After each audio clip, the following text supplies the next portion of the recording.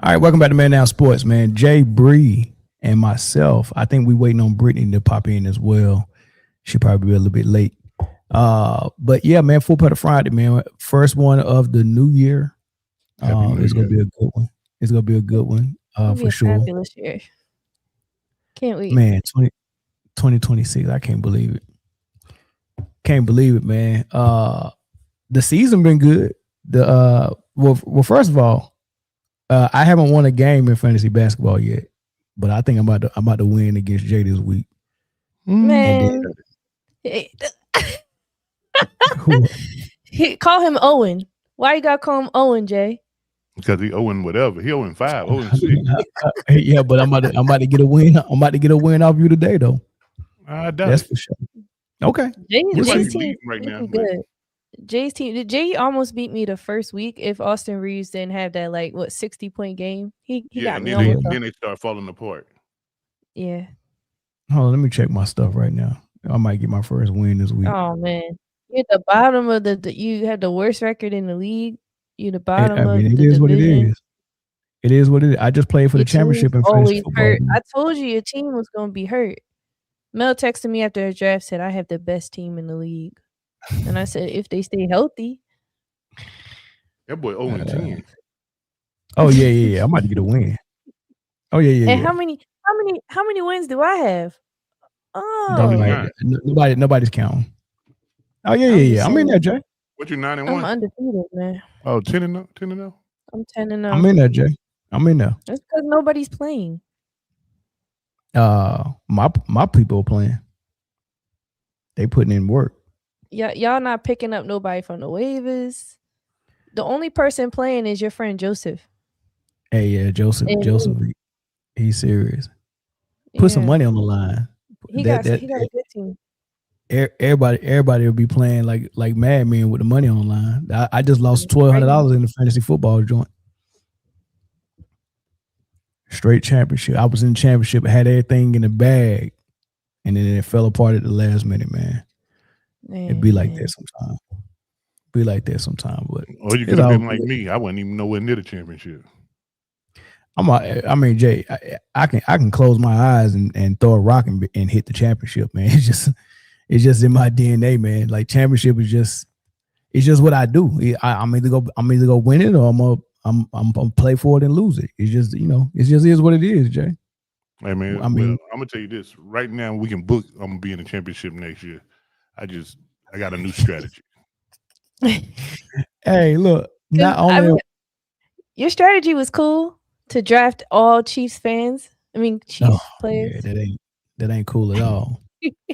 He was playing the long game. They just never woke up this year, and I didn't abandon ship neither.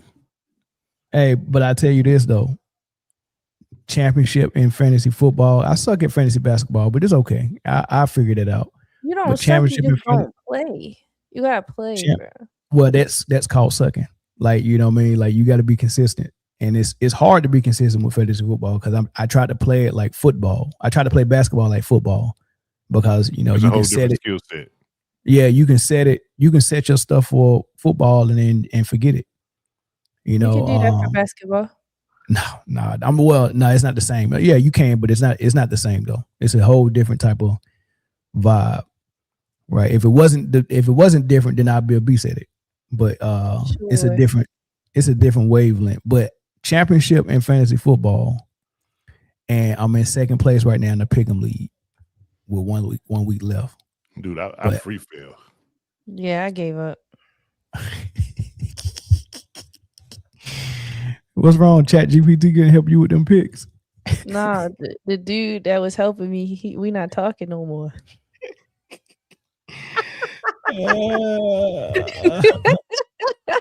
He was a football fanatic, man. Oh man, that's too funny, man.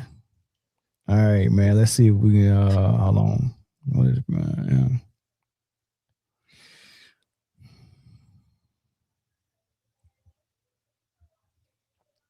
Well, we got a few seconds. I don't have a list in front of me, but I want to shout out all our members. Appreciate y'all, man, for y'all continued support all the way into the year 2026. The members be holding it down, man. I can't even be mad at them. Yeah, man. Shout out to y'all. Members be holding it down, man. This daggone what y'all think about the NBA season so far, man? It's been good or no? It's better than I thought it would be. I'm telling you, you better start watching college basketball. That joint picking up, boy. Bruh, I've been looking at the mock drafts, and no matter how good DJ from BYU is, they still keep putting Peterson as the top ranked prospect. I haven't seen Peterson play yet. Is he that cold? He better than DJ? Better than DJ? I'm gonna say no, but he'll probably have a better NBA career. Explain. I think DJ's a better pure basketball player, but I don't know when the lights are bright, can he take a struggling franchise and do something with it? Well, he might not be on a struggling franchise. He might be on OKC Thunder. Yeah, I saw that they might get that pick from. Dude, listen, if they get that pick, I quit. You hear me? I quit for the next 4 years. Listen, guys, my guys. No. OKC is going to get either Caleb Wilson, Peterson, or DJ. And I keep saying DJ because I don't want to try to say his last name. Don't even worry about it. Listen, my boys just came back. We just I waited through the rebuild and everything. If they get a top 5 pick, man, I'm done. What is it? It depends on what the Clippers do, right? Hold on. What's the stipulation? It's a protected pick. I don't think it's protected. How can they get that pick? It just depends on where the Clippers fall. I think it's their pick no matter what now. I don't know about it. Hold on. Or it might be top 4 protected. It might be top 4 protected. Chris, what's going on with the Thunder getting the Clippers pick? You know, it's from the SGA. No. I get that, but I'm saying like, is it a protected pick or is it? Yeah. Well, like how? I don't think none of them was protected. It's an unprotected first round pick. So they own the Los Angeles Clippers unprotected first round pick due to Paul George trade, and the Clippers' poor performance means OKC is positioned to receive a high lottery pick. Yeah, wherever the Clippers fall, and if the Clippers end up, because it's not like the NFL where like it's based off a worst record. Of course, we know it's the lottery, but wherever the Clippers fall in the lottery, wherever spot they get. It would be cool if they actually showed them picking the balls out the lottery. They used to. Yeah, when they went. But now, because we know what it is, they ain't gonna show y'all.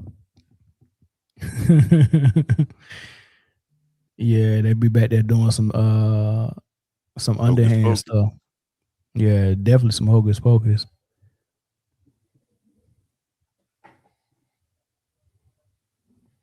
It's been a minute, man. What's up, guys?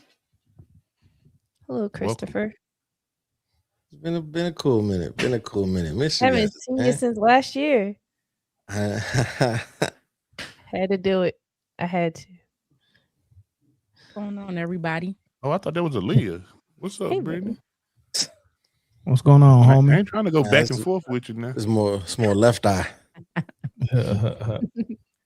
What's going on, homie? All right, man. We got the crew in here. Let's go ahead and get started, man. All right, everybody. Make sure you hit the like button. And make sure you hit the share button. And if you're not subscribed, hit the subscribe button. We're gonna go ahead and get this thing rolling, right? So we'll start with the Nikola Jokic thing. That was discussing on Gil's Arena.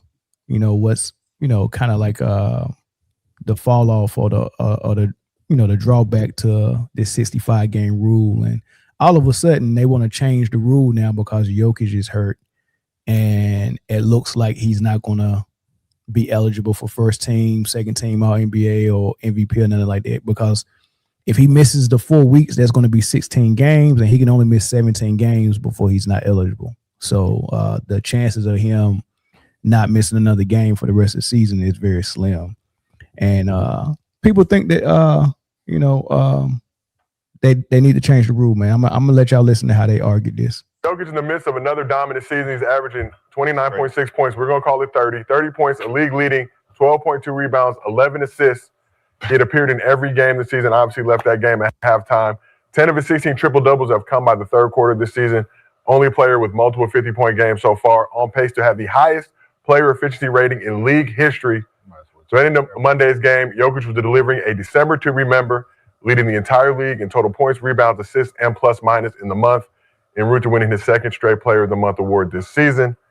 But now, let's talk about the bigger issue in conversation. So with the rash of injuries to star players this season, now the prospect of Jokic, Giannis, Wemby, and Luka all being ineligible for postseason awards. We've talked about this often, but will the NBA be forced to reevaluate the 65-game minimum after this season? No. Yes. What? You're fucking with legacies now, Sean. Well, get healthy, nigga. Look, the fact that even considering it for Joker, boy. Y'all crazy. I wasn't saying that when Joel Embiid kept right. You want to say it now? Now? What? Oh my God. What kind of bias shit is that?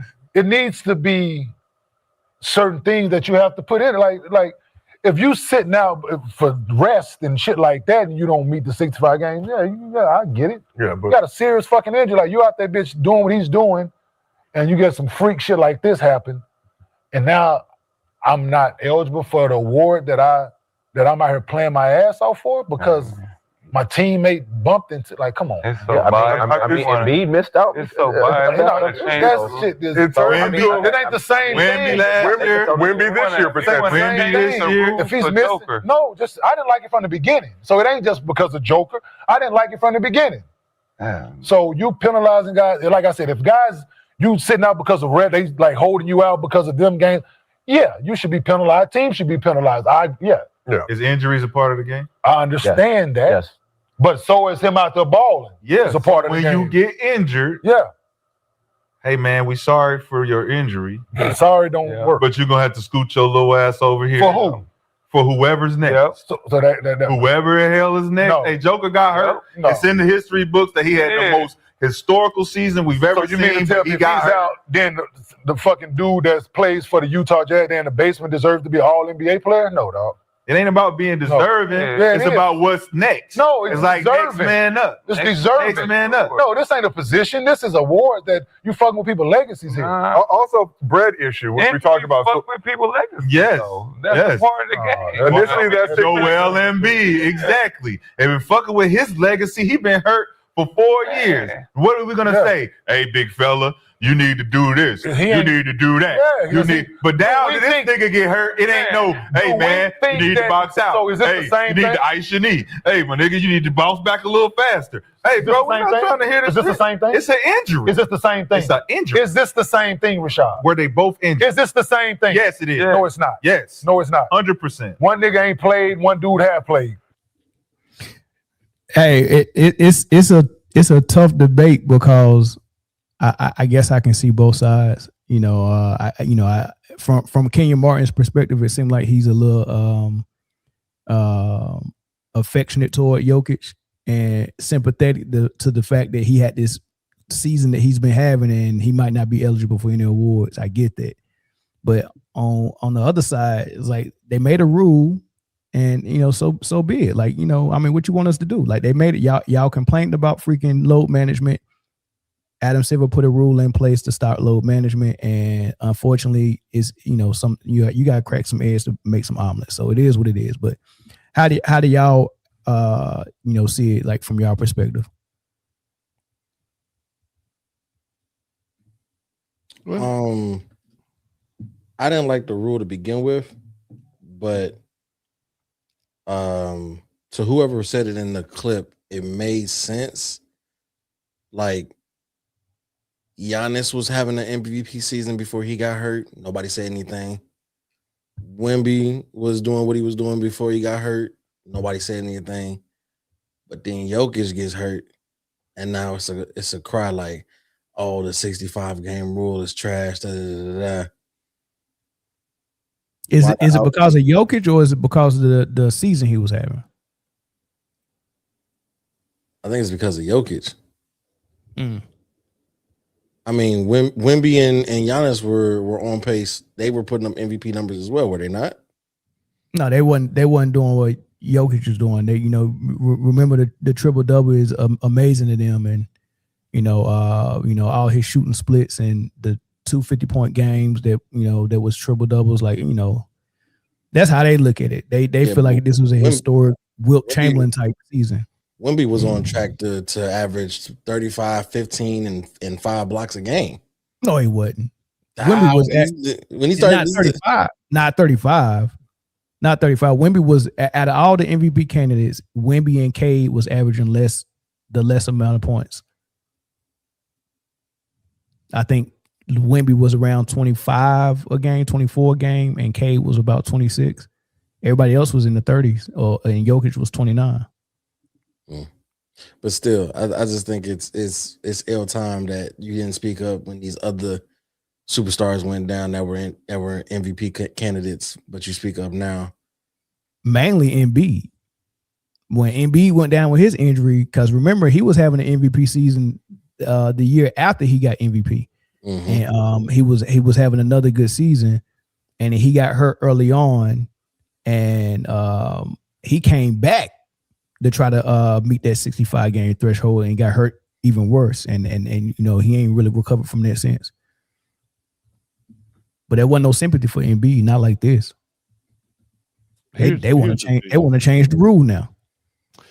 The rule was whack, but it's here. So, and I'm not so certain that Jokic would have won MVP if he make the 65. I agree. It's a kid. It's a lame kid out in OKC. They got something to say about it. A Canadian. Preach. That's a daggone fact. The Canadian. And you talking about he got 10 out of 15 triple doubles in the fourth quarter in 3 quarters. Man, this man got all these 30 40 point games and ain't seen a fourth quarter. Ain't seen a fourth quarter. Yeah, he just sat out another fourth quarter last game.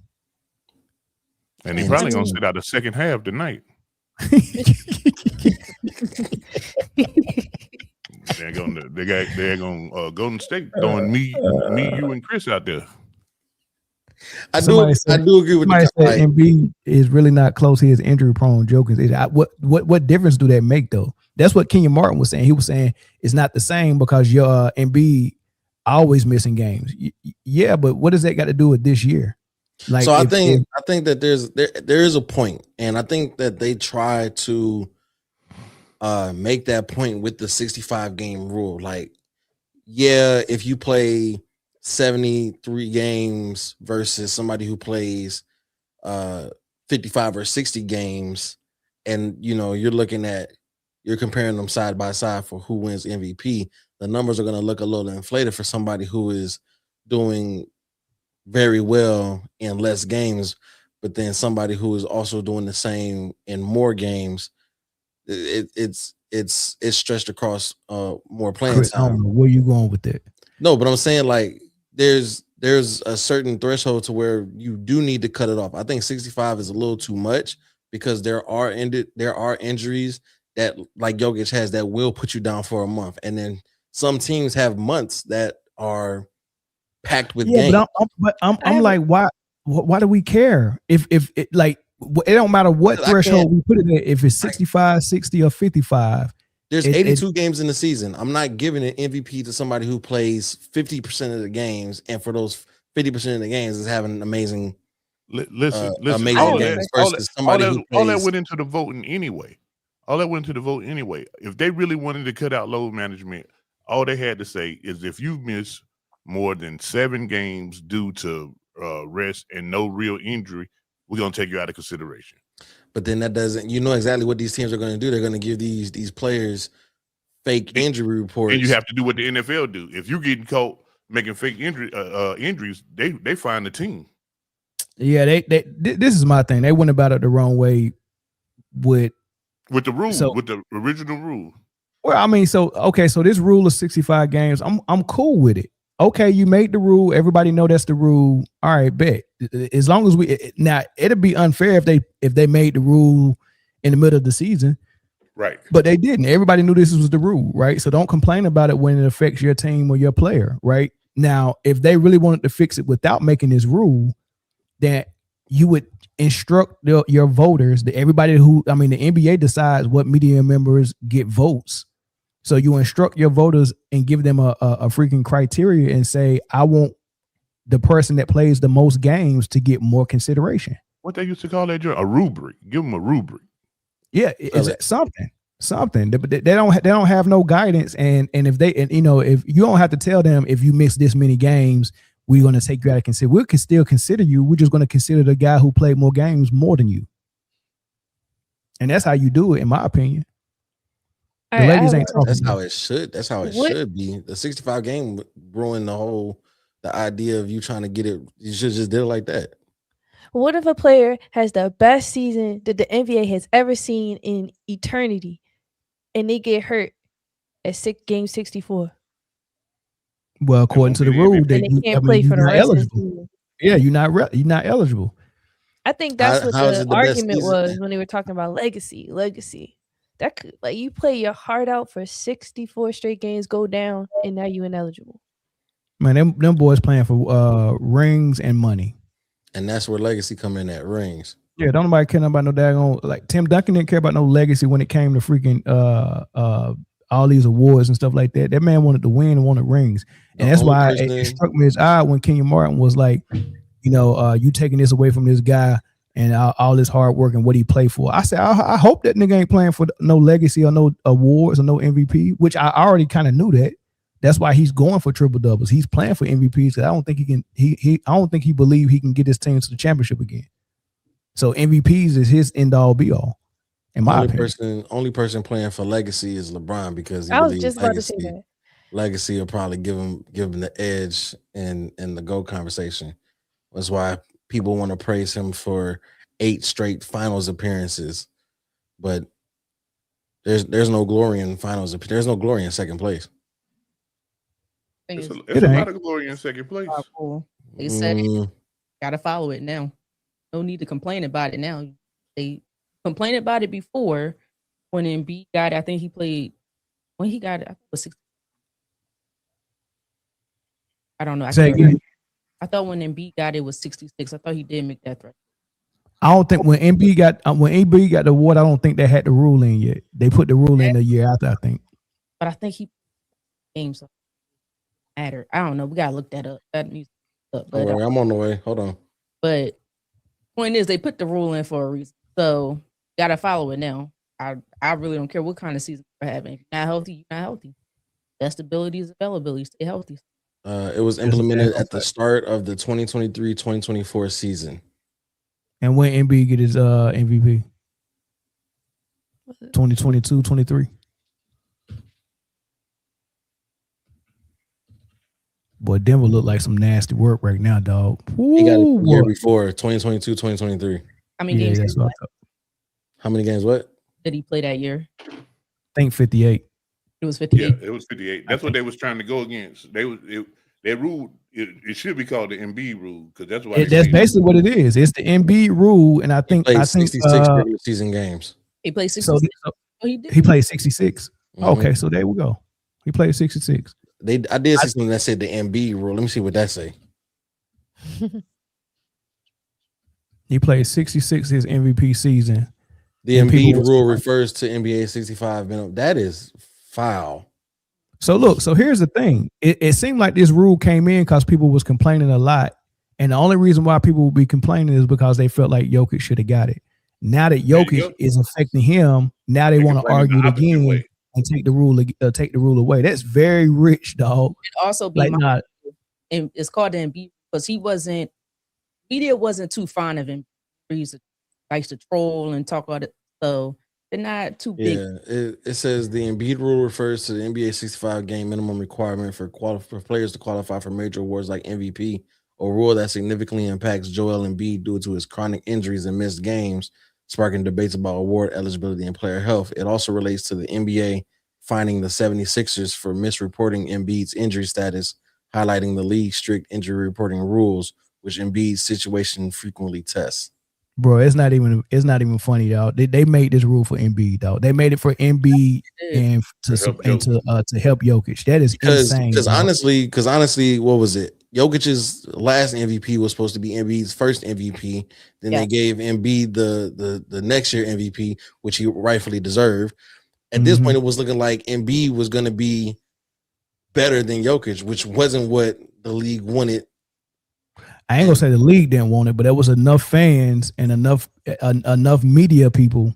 I ain't gonna say it was the league front office and nothing like that. I don't think Adam Silver or Dumars. But God didn't want it either. God didn't want it either. Man, give a beat the knees. No, but that's crazy, man. I want to know who complained to the front office and like they changed this rule. Mike Malone. That is insane, dog. He likes to be referred to as Michael Malone. That is crazy. And do you know why? Do you know why they stopped giving Giannis MVPs? It was voter fatigue. Like they admitted it, and not voter fatigue. That was punishing him for not he got beat by the Heat 4-1 in the first round, I think. And that was like he can't even get past. He can't even get out of the first round. We're not gonna keep giving him MVPs.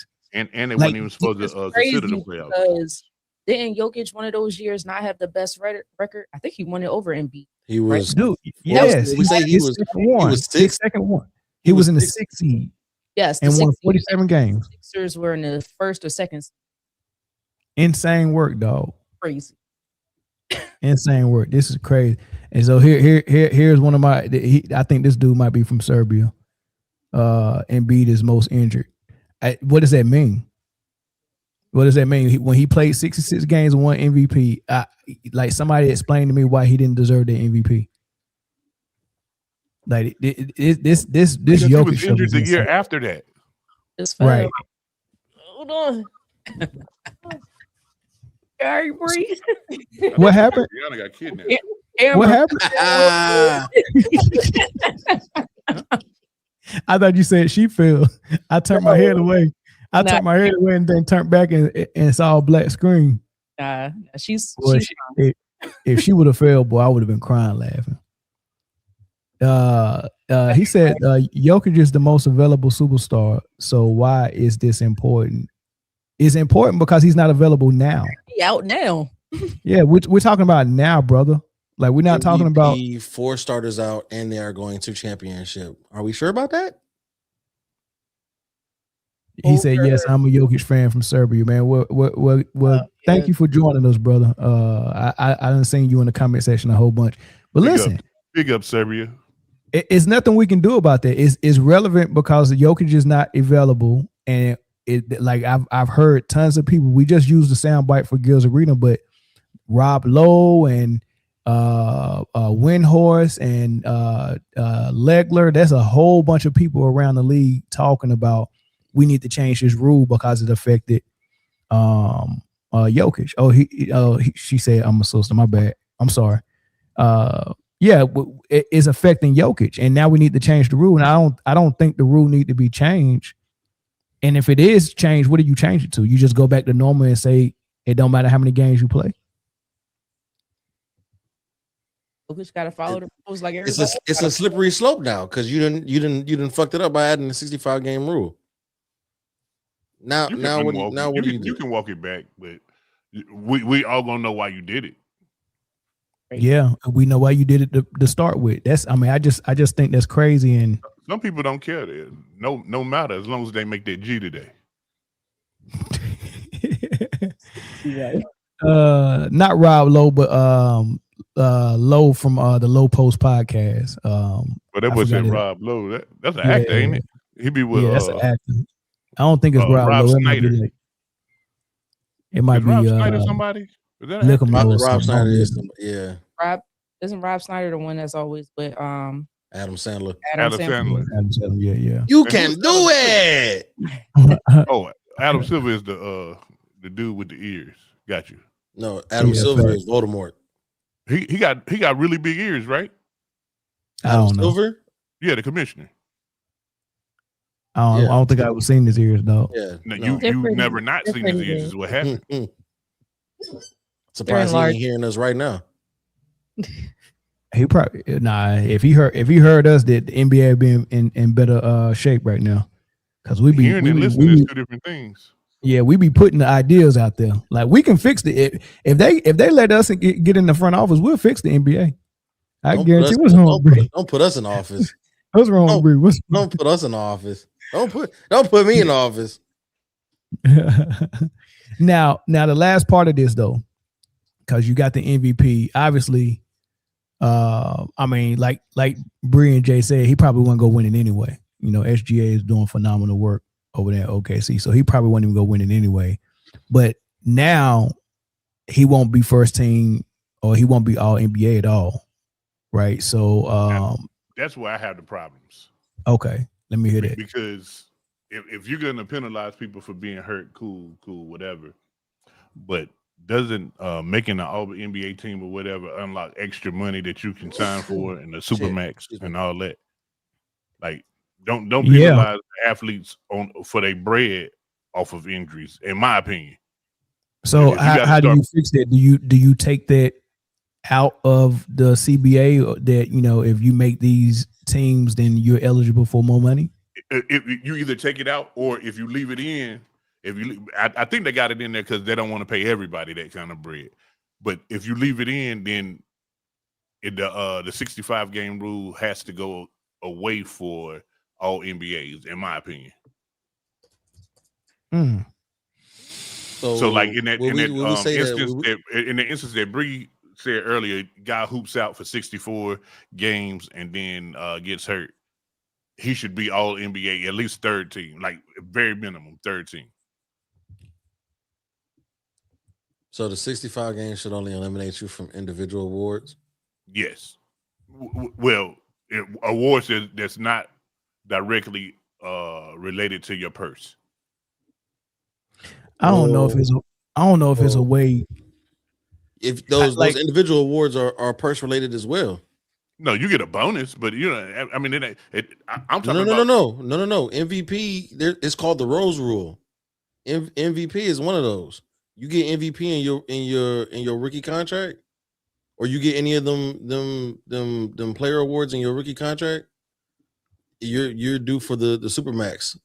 But on your first contract, if in any contract you make in your contract you make a all NBA team, you can get Supermax for sure. But I'm saying, like, the individual awards affect the purse too. Yeah, I'm pretty sure nobody cares about 6 men of the year. I honestly think it ain't a big deal for real. So I mean, so for me, I think you know, I'm real big on player empowerment and not taking money out of people's pocket. If we're gonna take money out of anybody's pocket, take money out the system. I mean, if you play lotto and you don't win it, is that taking money out of your pocket, or is that just money you could have got but you didn't win it? Well, nowadays, if you bet, you losing money if you lose. Yeah, but it ain't taking money out of your pocket if it wasn't yours to begin with. It's taxable. Like hey, if you get MVP, then you eligible for this Supermax. Well, guess what?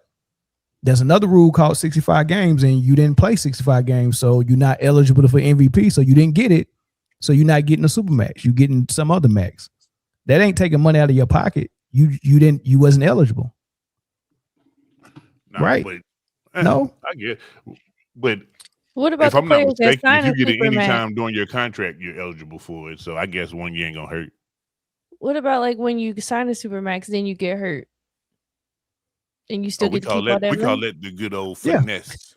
No, we call that the Zion. Yeah, nothing's wrong with that. Nothing's wrong. That's Zion. Kawhi. We call that the Zion.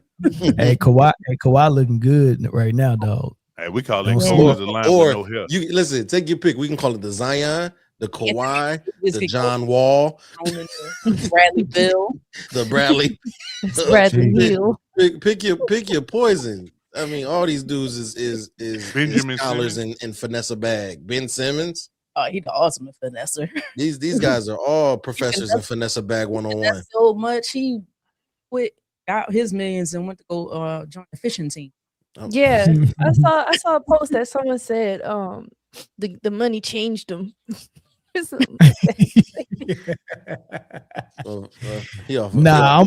sorry, man.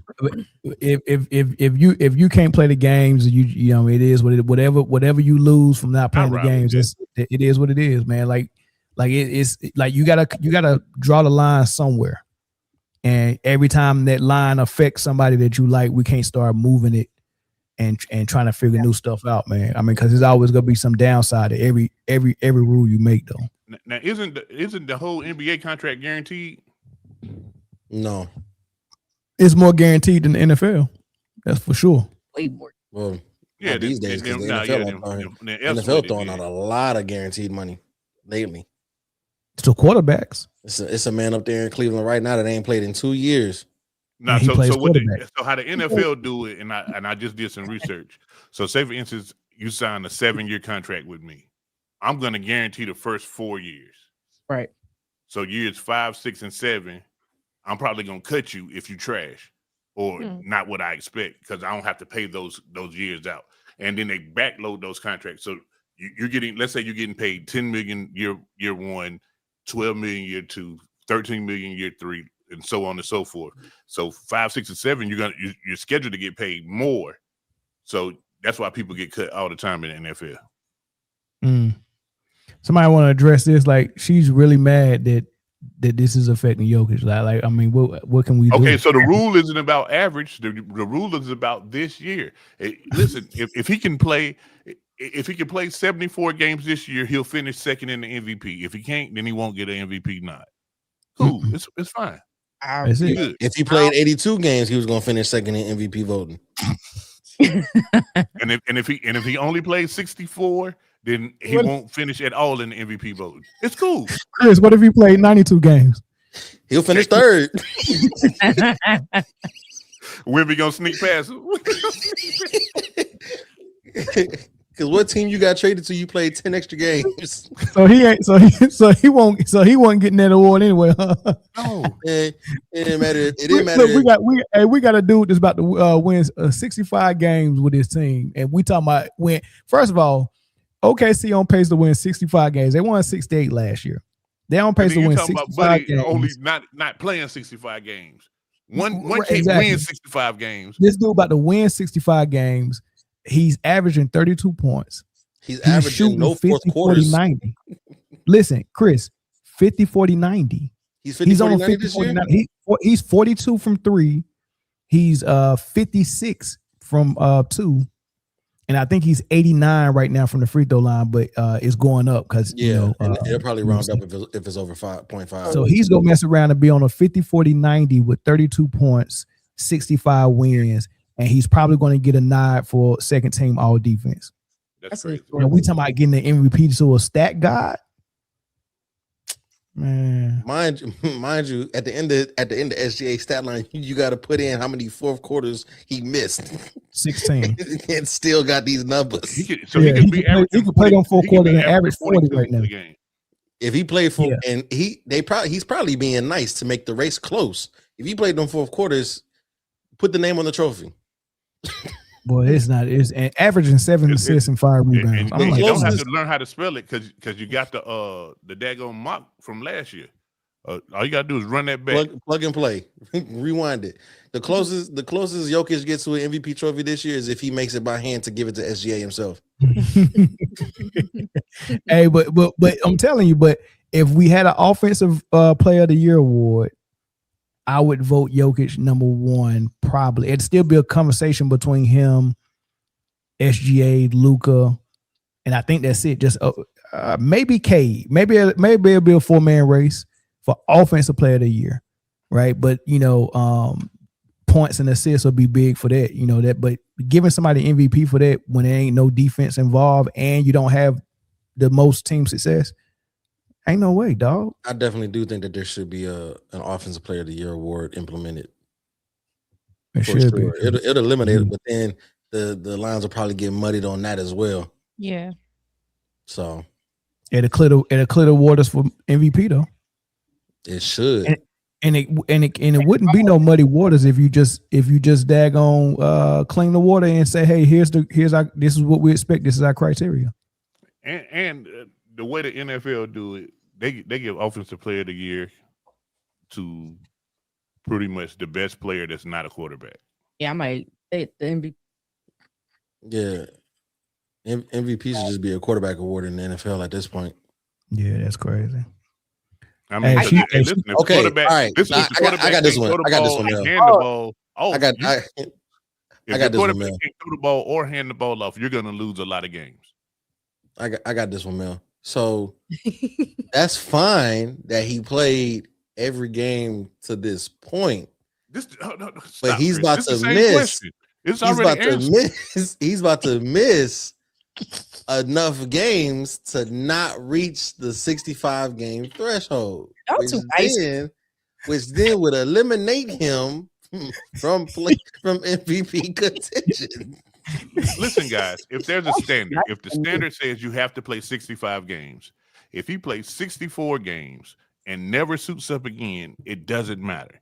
If he played 82 games the last 10 years, that has nothing to do with this year. If he plays 82 games the next 10 years, that has nothing to do with this year.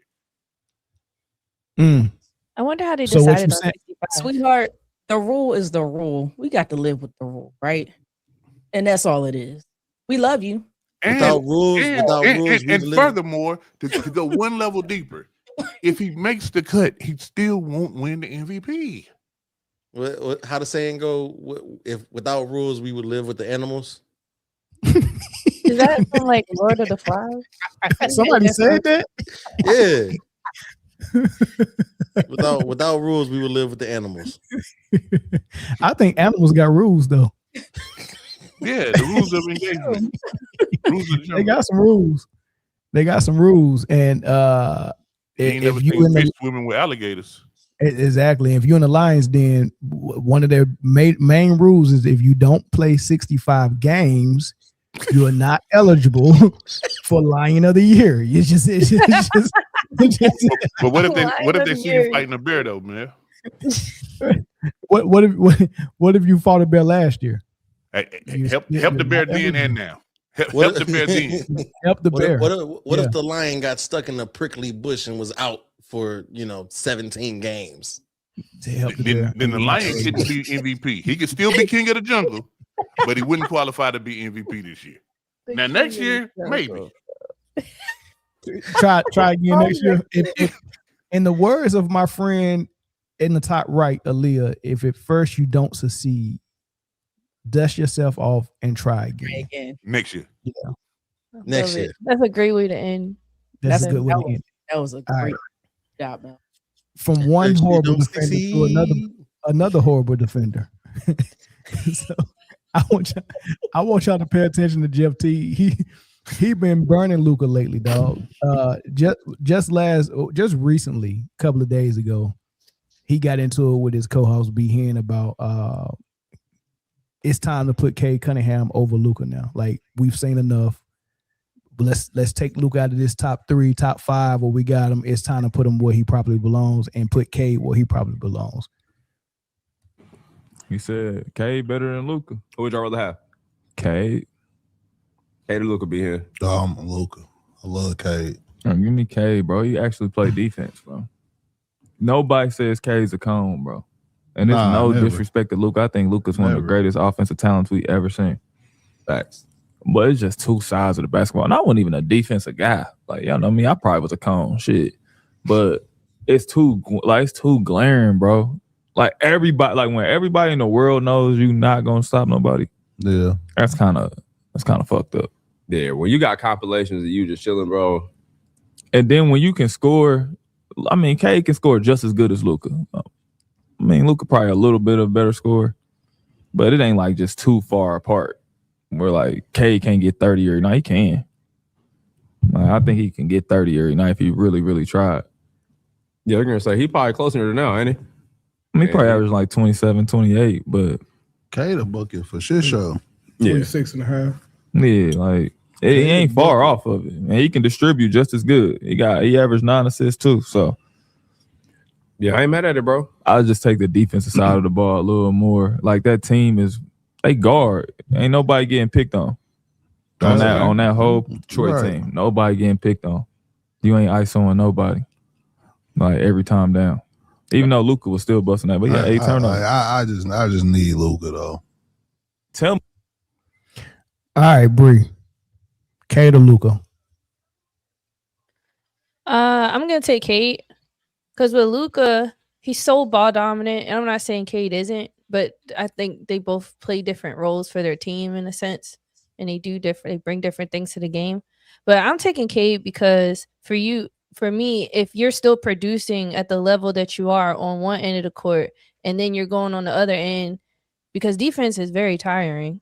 So if you're able to stick some of the best players on the team and then come down and score and assist and just have that level of intensity and play, I respect the hell out of it. So I would rather pick that. And me as a coach, Luka's just so slow. And he's great, but that's not the type of gameplay I want for my team. Man, he cheeks, man. He can't be my leader, dog. He can't be my daggone point guard. He can't be my best player. Like I would love to have Luka if he's my second best player and he's not my point guard. I would love it. Small forward. If I had a point guard like Rondo, Luka was my small forward. I had a shooter, but my best player was somebody like I don't know, AD in his prime without the injuries. Then we might can work with something. I need a shot blocker for sure.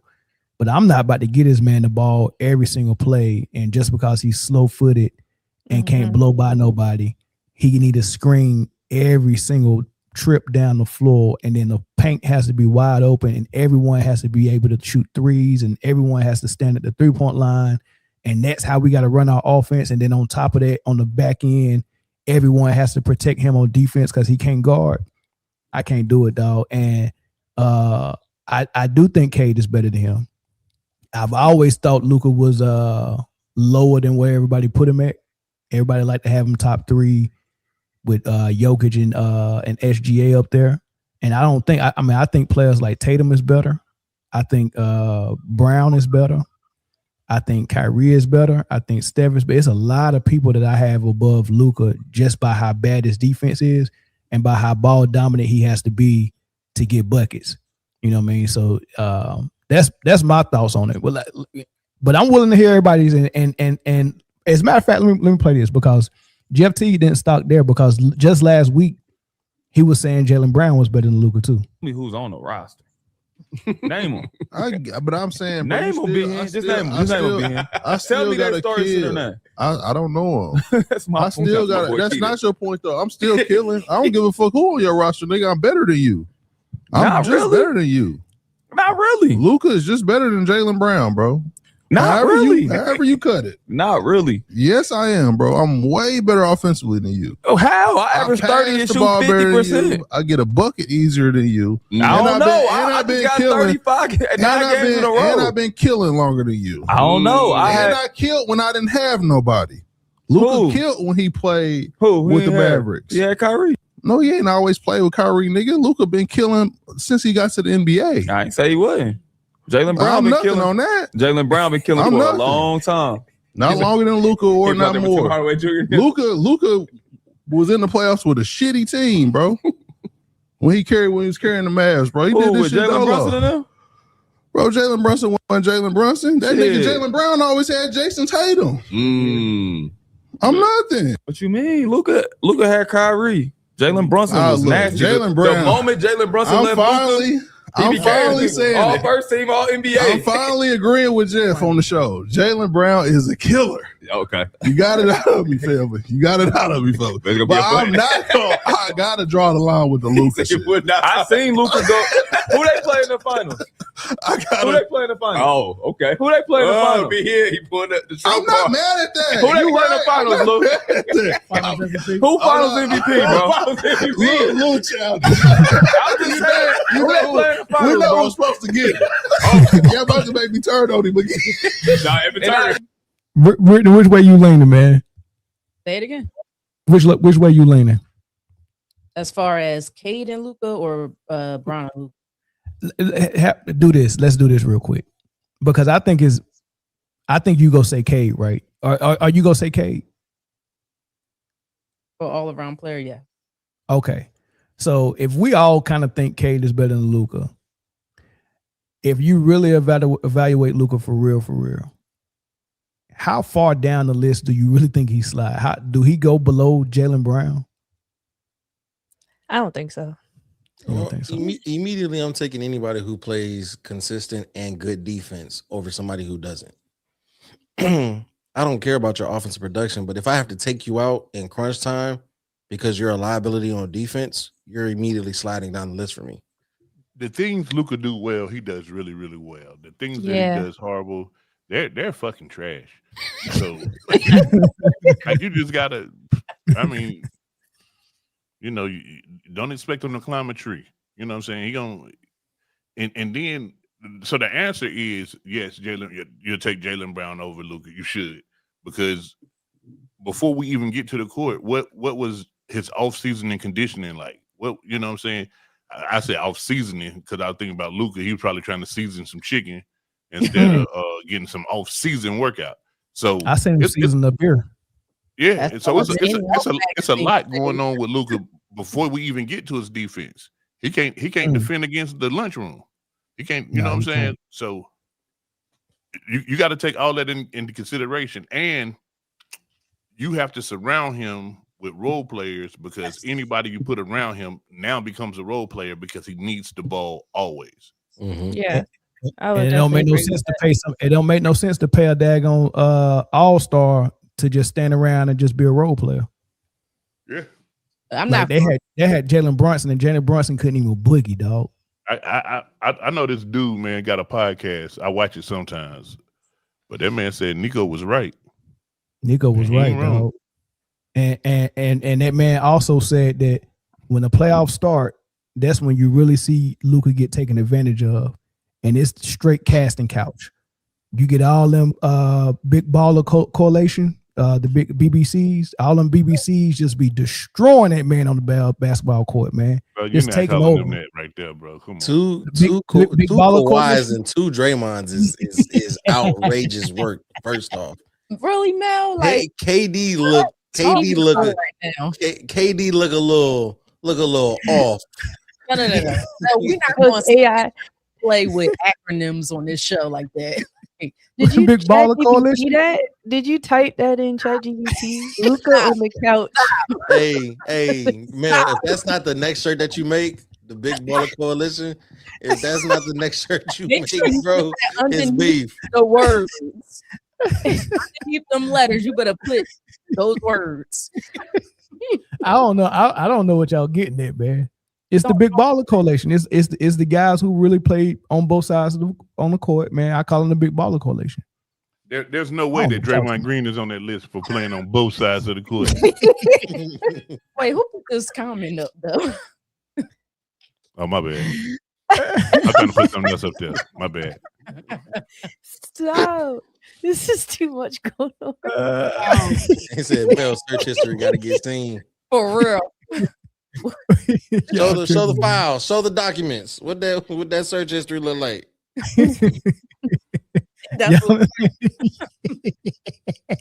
Hey, KD, what about, wait, why KD got the Forrest Whitaker eye? Hey, what about this one, Jay? What about this one, Jay? What is up? That's my favorite one. Everybody else in that phone booth, boy. That can't be nice. All his teammates in the phone booth, but Jokic got freedom to go everywhere. What's behind Jokic? Right? Was that third a leg? Third leg. That's not what you're talking about, is it? No, that was the shadow from the player he cropped out. Oh man, that's too funny, man. But yeah, I'm going Cade.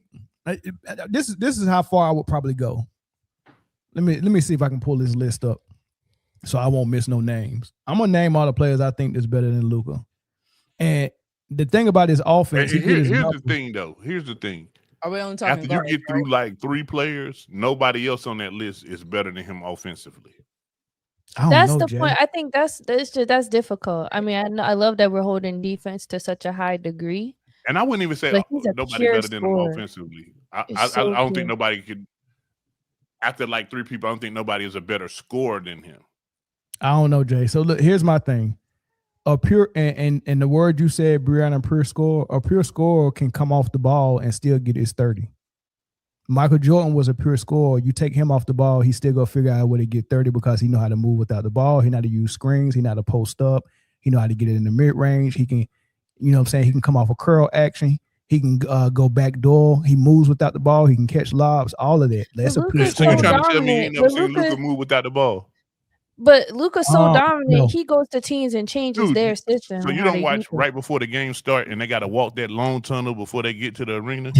That man is moving without the ball every day. Nah, Bree, Bree, I'm not calling that dominance. I'm calling that. I'm calling you that go into lack. a system and they change around you. Yeah, you don't that gotta means make no that, adjustments. no, that They just means want that you he to show can't up make and the play how adjustment. you Though. want. Yeah, but Bree, that means he Dominant, can't though. make the adjustment. That's an organization and a team being held hostage. Right. I don't know if that's a plus. Well, they didn't have to This change isn't- much anyway. They was already doing it It's for a guy not- with no hairline. I brought that point up just to speak to Luka not moving off the ball. I don't think it's because he can't. It's because has never been required to. It's because So- he can't. No, every player is required to move without the ball, though. Like it's not even a such thing as not being required to. Like that, as soon as you start playing basketball, that's a requirement. Just But like see, he defense. got- If you in a He certain got a little bit system- of difficulty with the first part of move without the ball, just the move. Yeah, Yeah, that that traps him up a lot right there. You know what? That there's makes a sense lot of because he people don't that have the do ball on defense, and that's probably why he's not moving on defense. Yeah, And when The- he has the the b- ball, the ball he got lets him know he that has something's that. in motion. When he has the ball, he has that slow ass pace that's good for his heart rate because as soon as he moves too fast, the breathing gets accelerated.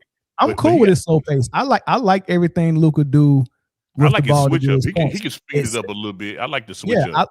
I like what Luka can do with the ball. The only thing I don't like about Luka with the ball is that if he can't get by you, like most people that can't get by you, my next option is okay, I got to get the ball up. Like I don't have the advantage right here. But his option is, I can't get by you, step back three. I don't care how far behind the 3-point line I am. And he shoots about 15 of those a game, and he's shooting it at 30%. And just because he hit 2 in a row and it looks pretty, like people really think that this dude is a sharpshooter. But he's shooting at 30%. He's shooting 10 to 12 threes a game, step back, because I can't blow by nobody. Right. That's horrible. But here's my list. I think SGA is better than Luka. I think Jokic is better than Luka. I think Jaylen Brown is better. I think Anthony Edwards is better. I think Steph is better. I think Cade Cunningham is better.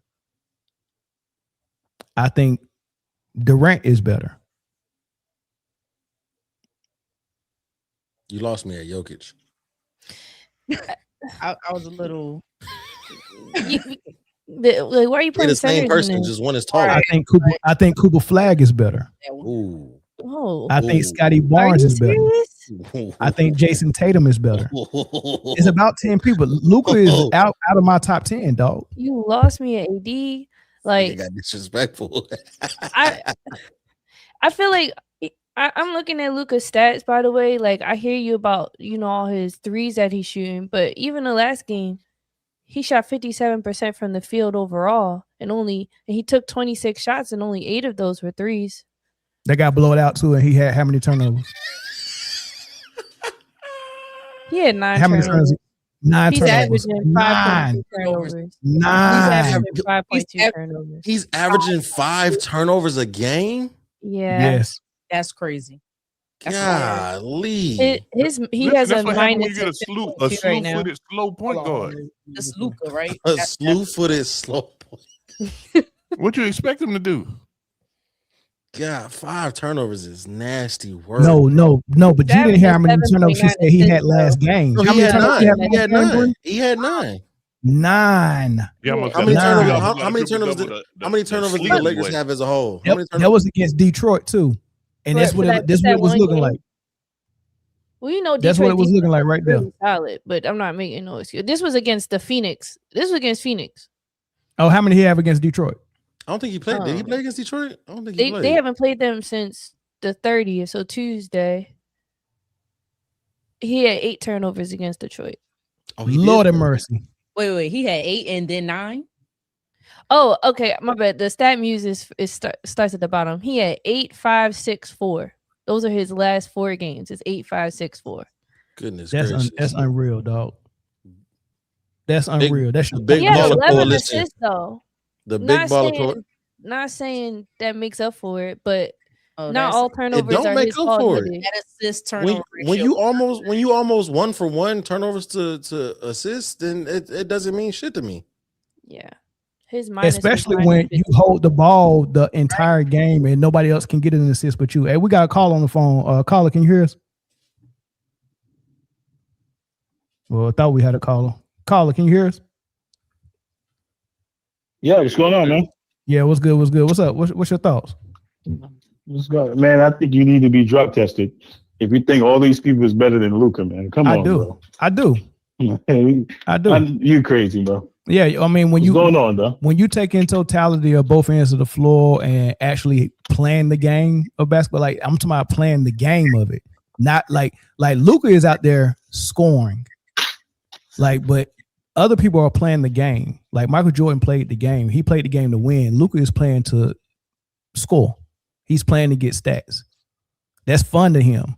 Like when people are challenging him to defend and play a good brand of basketball, his personality is to automatically go into depression. And he's not having fun no more and all that stuff. I seen it happen in Dallas. He said, I'm not having fun no more because he was getting coached too hard.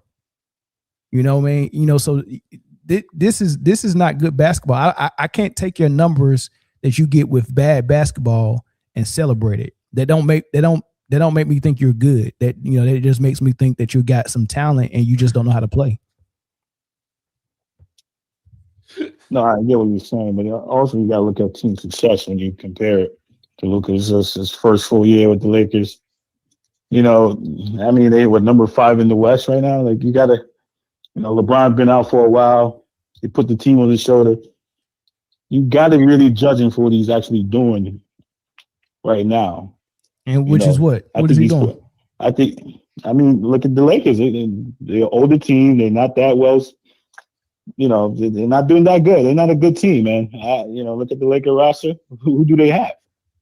What you mean? Who they got? They got a player that's supposed to be top 5 or top 3, and then they got a player in LeBron that's supposed to be GOAT level, and then they got a player in Reeves that's averaging 30 points. Yeah, but LeBron was out half the year, right? Okay. Austin Reeves is injured right now. Right. I mean, how many games did Jalen Williams miss for OKC for SGA? Yeah, it's a little different though, man. That's a young team. That's a young core. They've been together for a while. Luka just got to the Lakers this season. It's tough. You can't really compare a full season team. You know, like 26. Just won a championship. Just won a championship. The same issues that Dallas was having with Luka in Dallas is now happening in LA. I think that tells a lot of the story.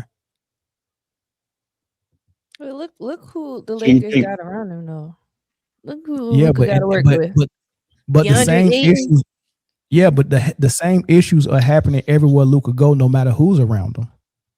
It's the same issue: turnovers, bad shot selection, no defense, and mediocre play. We can't keep blaming the people that are around him.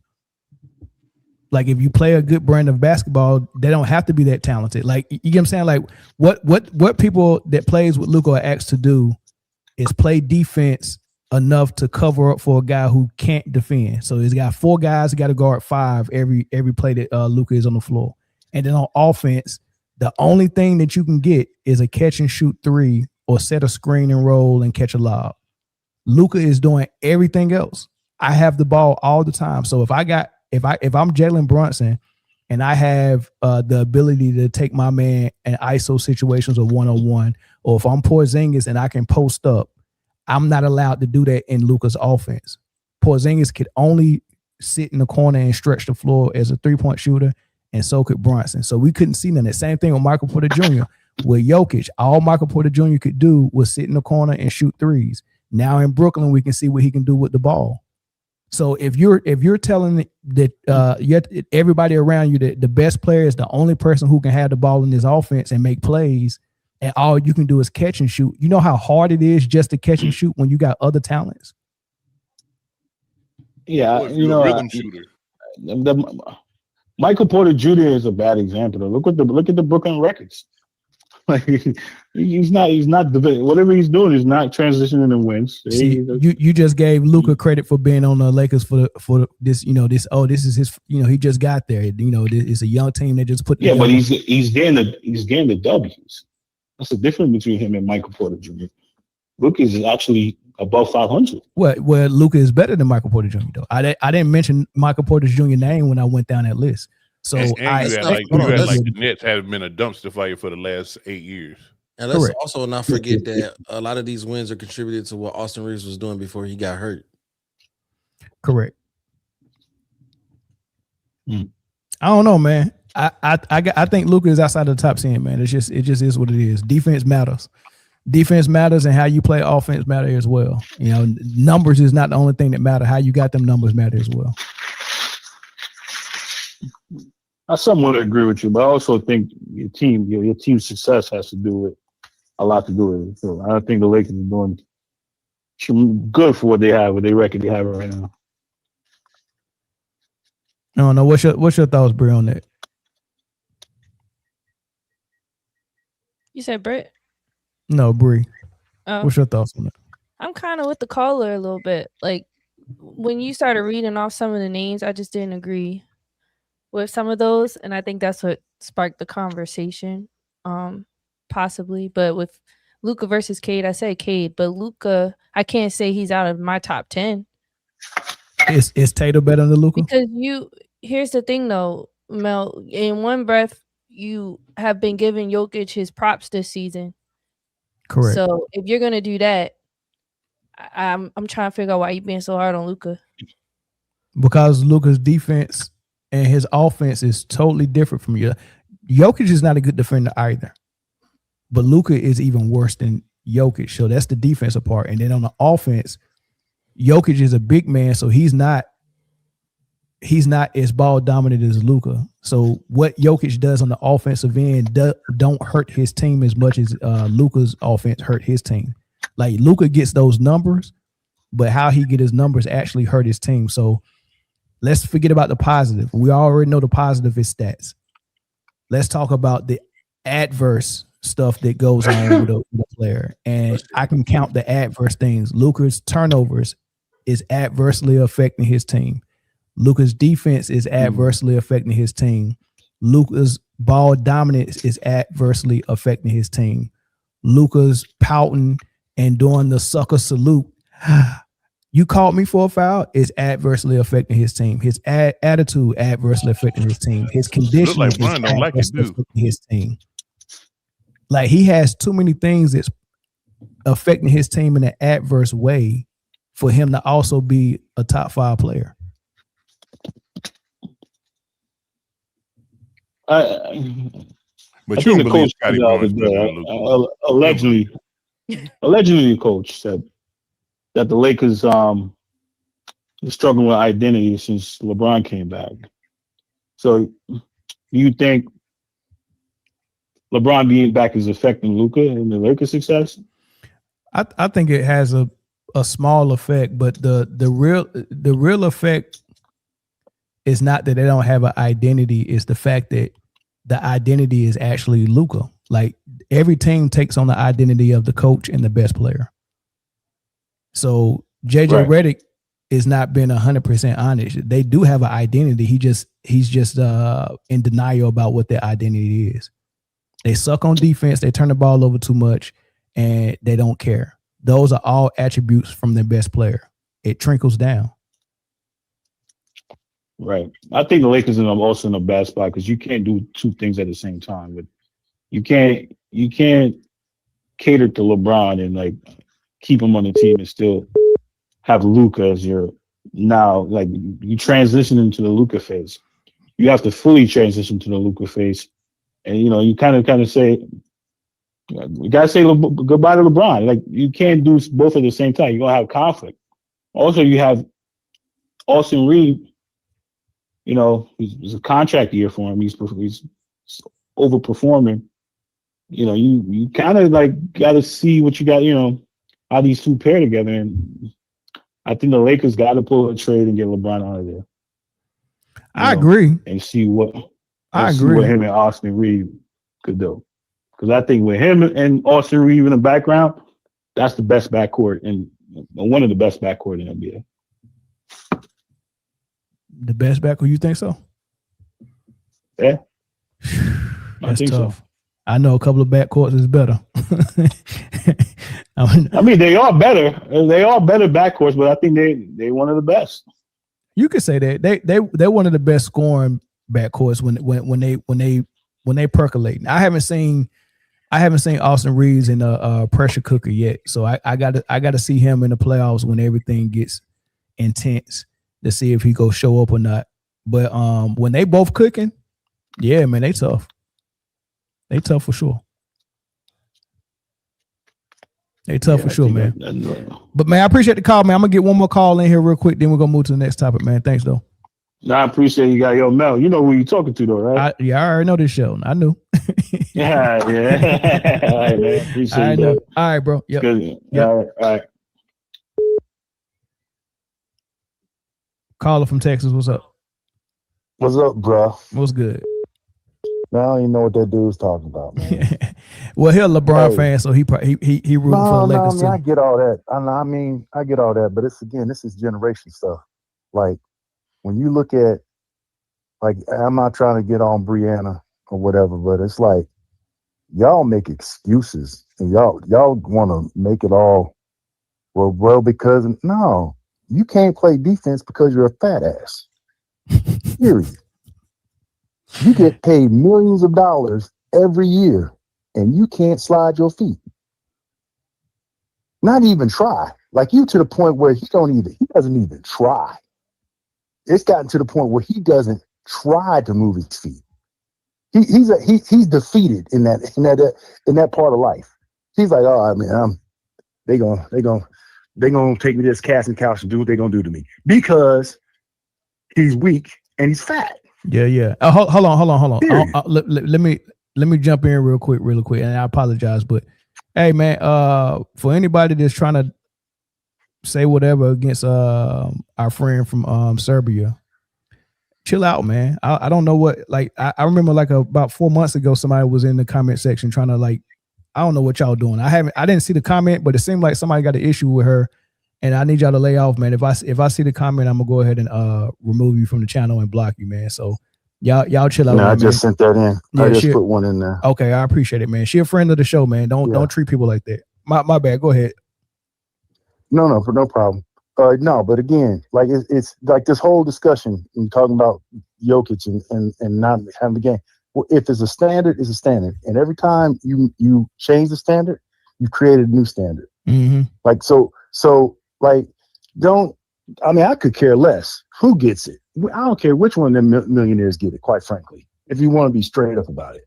I just want the one who earned it to get it. And if you can't make 65 games, you didn't earn it. Period. I mean, it's like, okay. And the thing that they should be thinking about is, why did they have to come up with a rule for this generation to have 65 games? Why did that even have to be spoken? It's because they're soft. The reason you're getting injured is because you're soft. The reason that you're getting these soft body soft tissue injuries, lower body injuries, is because you're soft. Because you're a fat ass. That's why. And the reason Jokic ain't gonna come back quick is because he's as big as a damn horse and he can't get mobile until he gets all the way healed or whatever on his therapy. That's the reason. So, man, I could seriously, like, to me, if you can't play both sides of the game that has two sides to it, you're 50%. At best, you're 50% of a player. I agree with that. And Luka has been pampered. This is the thing. Luka been pampered his whole career. They've made like Briana said, they made adjustments. They had to adjust him. No, they had to adjust him because he's a petulant child. Because he can't play basketball like you're supposed to play basketball. he can't participate like all the other kids. He refuses to be a team player because he's never had to be, because everything has to revolve around him. Again, and that goes back to LaFleur. That's where all this crap starts. It always man, you can go back. It always comes back to does, LeBron. But when it comes to this generation, it all goes back to him. That's who they've been looking at. That's all the excuse making and all the other stuff. It's all coming back to him. Well, let me ask you this, Joe. How far down the list do Luka slide in your personal list? He's not on my list at all. He's not even in the list. He gotta be on the list though. But take your personal bias out. Like, where is he realistically on the list, man? Like, evaluate him. We know he's a great offensive player, man. Evaluate him offensively. But see, that's the thing. For me, he's not in top 15 for me. But the reason that when people say he's a great offensive player, okay. If I said, okay, I need you to watch these kids, and they're like, okay, in this room, and you're real good at watching them in this room, but now it's time to go to the park day. One of them gets bit by a dog, one of them gets hit by a truck. Are you a great babysitter? Nah. When you had him in front of TV, TV all day, you were great at it then. Yeah, I'm great at babysitting inside the house. Okay, but when we out in the environment where it's a little bit rougher, you got to move your behind a little bit. You got to keep your eyes on the ball, on the kids. I got a fatality and I got a child that's been mauled. So are you like, what are you? You're you. Right? No, I mean, like, see, that's the thing. You're saying he's a great offensive player. If all you got to do is expend energy on one side of the ball, you have an advantage over everybody else who's giving it both ways. When everyone else is having to expend energy both ways, all you got to do is reserve, and then and do what you do, and then you still can't get past people and got to go to a step back, and then after all that, then you go into power saving mode and you wait. Y'all have fun down there, great. Okay, come on back. Boom, I'm great. Oh yeah, and I'm gonna keep the ball in my hand, so I'll make sure you black folks don't run faster, and have me bust my heart out here. Yo. Now, Joe, I mean, like, let's see this thing. Let's just keep it real. This is what you get when you get all these Europeans in here, and I ain't trying to be racist. I gotta stop. All right, I gotta stop it, dog. I gotta stop it because you about to. Okay, hey man, thanks for the call. Tell the truth. Tell the truth, shame devil. Nah, you spitting. You spitting, man. I appreciate the call though, man. Thanks, Funky Tail. All right, now. All right, no doubt. Have a good one, y'all. Peace. Hey, he was about to go in. He said it's one tough, got man. mauled by a dog and one got hit by a truck. Hey, yeah, that's a bad babysitter, dog. But inside the house, you dope though. If you great inside the house. Yeah. If y'all long as y'all stay in the step crib. on the porch, soon as you step off the porch, it's a wrap. They picking them off. It's just something about the other end. Something about outside. Ain't do it. Can't step outside. In the house, we go. Hey, hold on, you got the baby out here with no shoes on. You ain't even come on, dog. It's 15 degrees and the baby ain't got no coat.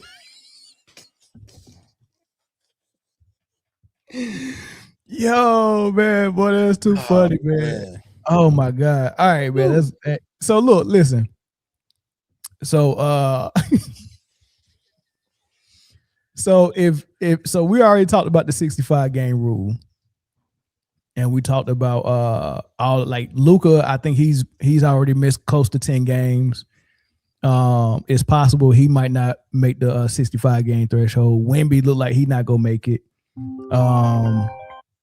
It looks like Jokic not gonna make it. So when it really boils down to the MVP candidates, it's gonna boil down to SGA and Cade.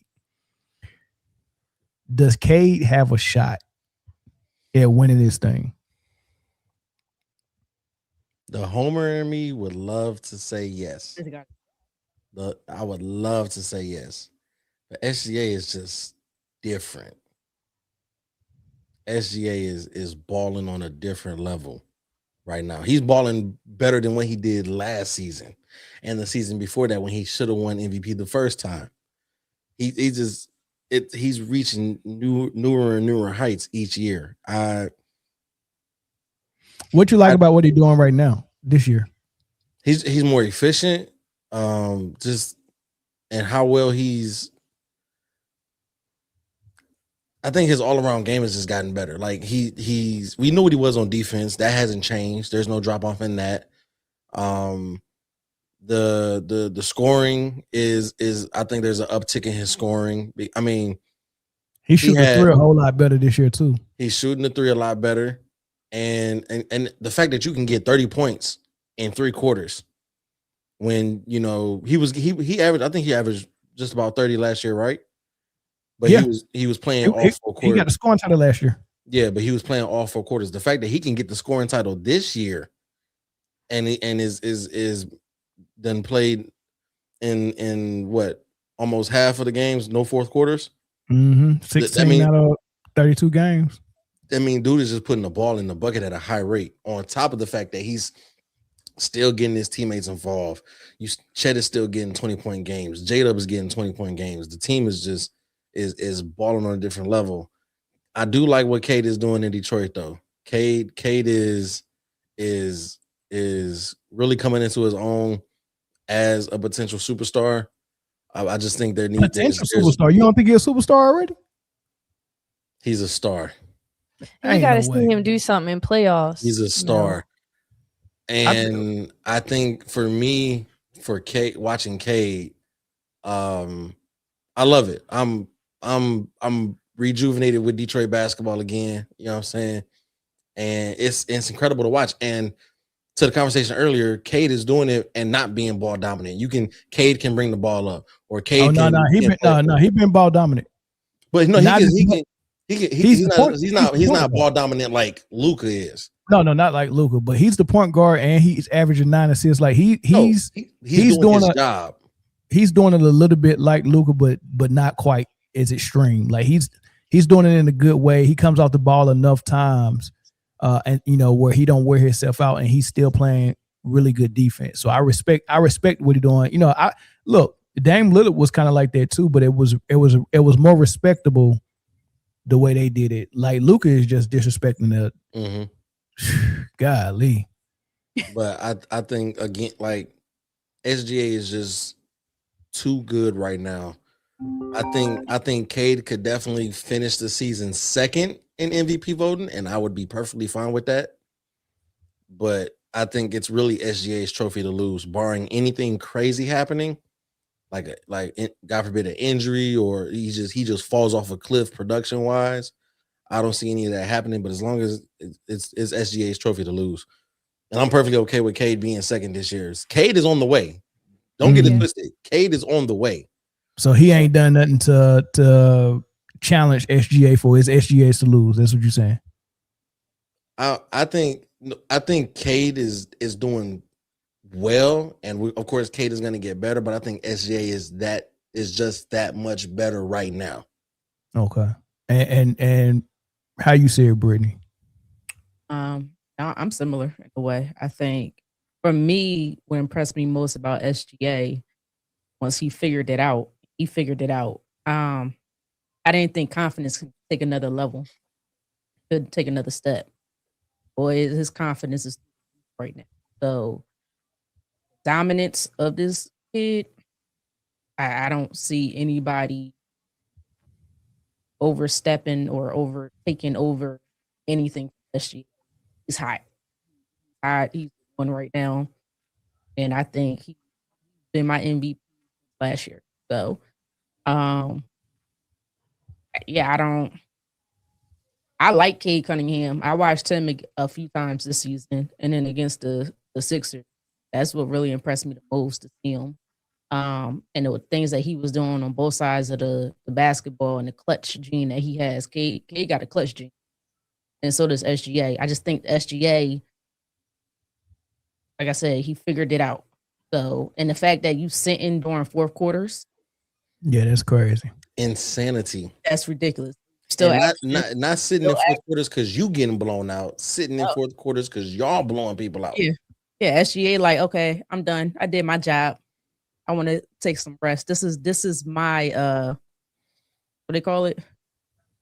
This is my way of load management. Yeah, this is my load management. Like I did my job. Now I'm going to take a rest. So I think it's just impressive, averaging over 30 playing 3 quarters. Like that's crazy. That's ridiculous. So and credit to that organization and that front office for being able to build a team that you're up 35-40 when the fourth quarter starts and you don't lose that lead a bit when your stars sit out. Have credit to SGA for doing the work for him to become this type of player. Like my goodness. And he's doing it on both sides of the ball. It's not just both sides of the ball. Yeah, I'm an offensive player. No, and he's in good shape too. He's in good shape. I'm gonna tell you what I noticed OKC is doing this year, because when you build a roster where you got a lot of players that are good enough to get in the rotation, it's kind of hard pleasing all of them. So what they've been doing, if you notice, every now and then they'll pull somebody out of the lineup. They won't play that game just so they can get somebody else off the bench in the lineup. So Case and Wallace and SGA are the only 2 players who've played. I think SGA's played 33 out of the 34 games, and Case and Wallace has played 32 of the games. Everyone else, and AJ Mitchell. AJ Mitchell has played 32 of the games as well. So SGA missed 1 game, and the other 2 has missed 2. Everybody else has missed 8 or more games because they're like Caruso. They're rotating them out. Like they resting them, but they're not resting their best player. So his teammates are load management, and they're just rotating them, and they're just saying, okay, we just keep SGA in. At some point, he probably go get a rest right before the playoffs. He might sit the first, the last 2 games maybe. But so far, everyone's getting rest except SGA. We gotta give credit to SGA too, his leadership. Like to me, I think he's an amazing leader, and how he just the way he is with the media, the way he is with the fan, the way he is with his team. He don't get too low, too high. He's just like this level-headed, hardworking superstar, if you ask me. Which I want to give credit to Cade too, because you can start seeing that leadership gene in Cade as well. That team just files in behind him. Like he's the captain. Like they're buying into what JB is preaching as the coach. They're buying into the system that they're running with Cade at the head, and you can see like everybody is bought into what's going on in Detroit, all the way down to you can see it like Marcus Sasser, bench guy, but when he gets in, he plays like this is my moment. Like nobody's ever, and it starts with Cade. Like Cade really is setting the tone in that locker room. So his leadership gene is coming into focus too. Go ahead, Bree. You've been quiet on this segment. Oh, because I agree to everything that people are saying. I mean, someone who doesn't watch basketball yesterday, I was talking, he asked me, he said, who's the best player in the league right now? And immediately I said SGA. It's really no. Oh, you think he's the best? I didn't know that. Absolutely. I didn't know that. Okay. Well, why you think he's the best? His efficiency, his leadership. I love seeing him play. Like when I was watching him against the Spurs, he was sticking De'Aaron Fox. And that's like one of the quickest guards in the league. So you're telling me you're sticking De'Aaron Fox and then you coming down and doing what you're doing offensively? It's just insane. Cardio is immaculate. Yeah. And he's older than Luka, isn't he? Or is SGA 25? Maybe he's a year younger. That's a good question. I gotta check. I don't know. Let me check his age real quick. Who? Yeah. SGA and Luka. Luka's 26. 27. Luka's So 26. older. Yeah, SGA is older than Luka. And don't shy away from the moments to me. Yeah. I wanna address something about SGA real quick though. Because I see people in the comments, and it's a thing that people like to talk about. They say that SGA foul baits. Where was the cry for when James Harden was doing it at an egregious level? Still does it. People talk about SGA pushing off. Everybody pushes off. You're just mad because SGA hits the bucket after he does it. Yeah, James Harden pushes off. You're right. James pushes off. I think Tyrese Maxey sometimes does a little. Paul George pushes off. Everybody pushes off. When they do that quick drive and stop, everybody pushes off. KD pushes off. Brunson definitely pushes off. KD pushes off. Yeah. But because SGA knows exactly when to do it, how to use it, and he hits the bucket still, now it's a problem. I think what it is Luka foul baits. I just watched it again. I'm sorry, Mel. He foul baits. Luka and Jokic foul bait more than anybody. Against the Pistons, Luka literally, and I thought they had fixed the rule where they said that if you lean into the contact as the offensive player, it's an offensive foul. Luka literally pump fake. He got Asar Thompson in the air. Asar Thompson went straight up and tried to come back and go off to the side. And Luka literally dove into Asar Thompson. Is that now foul baiting? But now it's only a problem because SGA does it. Everybody does it. You can't get caught up in that, Chris, because the only reason why they're saying it is because they don't have anything they can attack about his game or his character or his off court or his, like, he's not out of shape. He's not lazy on defense. He plays defense, or, you know what I mean? He can shoot free throws. He can shoot threes. He can score. He can do, like, he don't turn the ball over a lot. He don't miss a lot of games. He don't load manage. So how do you attack him? They got to find something, and there's no such thing as a perfect player. And if the worst thing you can find about me is that I get to the free throw line by whenever I feel contact, I exaggerate it so the refs can know I got hit, or sometimes I might act like I got, because sometimes I like somebody giving him chest on the drive, and he bounced off of it and then threw the shot up, and he baited the referee. That wasn't a foul. I wouldn't have called that, but the referee called it. He got baited. But everyone does that. But if that's the only negative you got against a player is, oh man, you foul bait, then that must be a really good player. And Jimmy when you start talking about when you start talking about negatives about Jokic, you're talking about defense. You're talking about stat padding. You're talking about playing a horrible brand of offense that just suits your stats. Like, it's a lot to be said about that. Same thing with Luka. Same thing with a lot of other players. Donovan Mitchell, LeBron, KD, and his turnovers. Like, it's a whole bunch of stuff to talk about. People, clutch gene. Like, SGA got it all. So it is what it is. I don't even pay attention to it.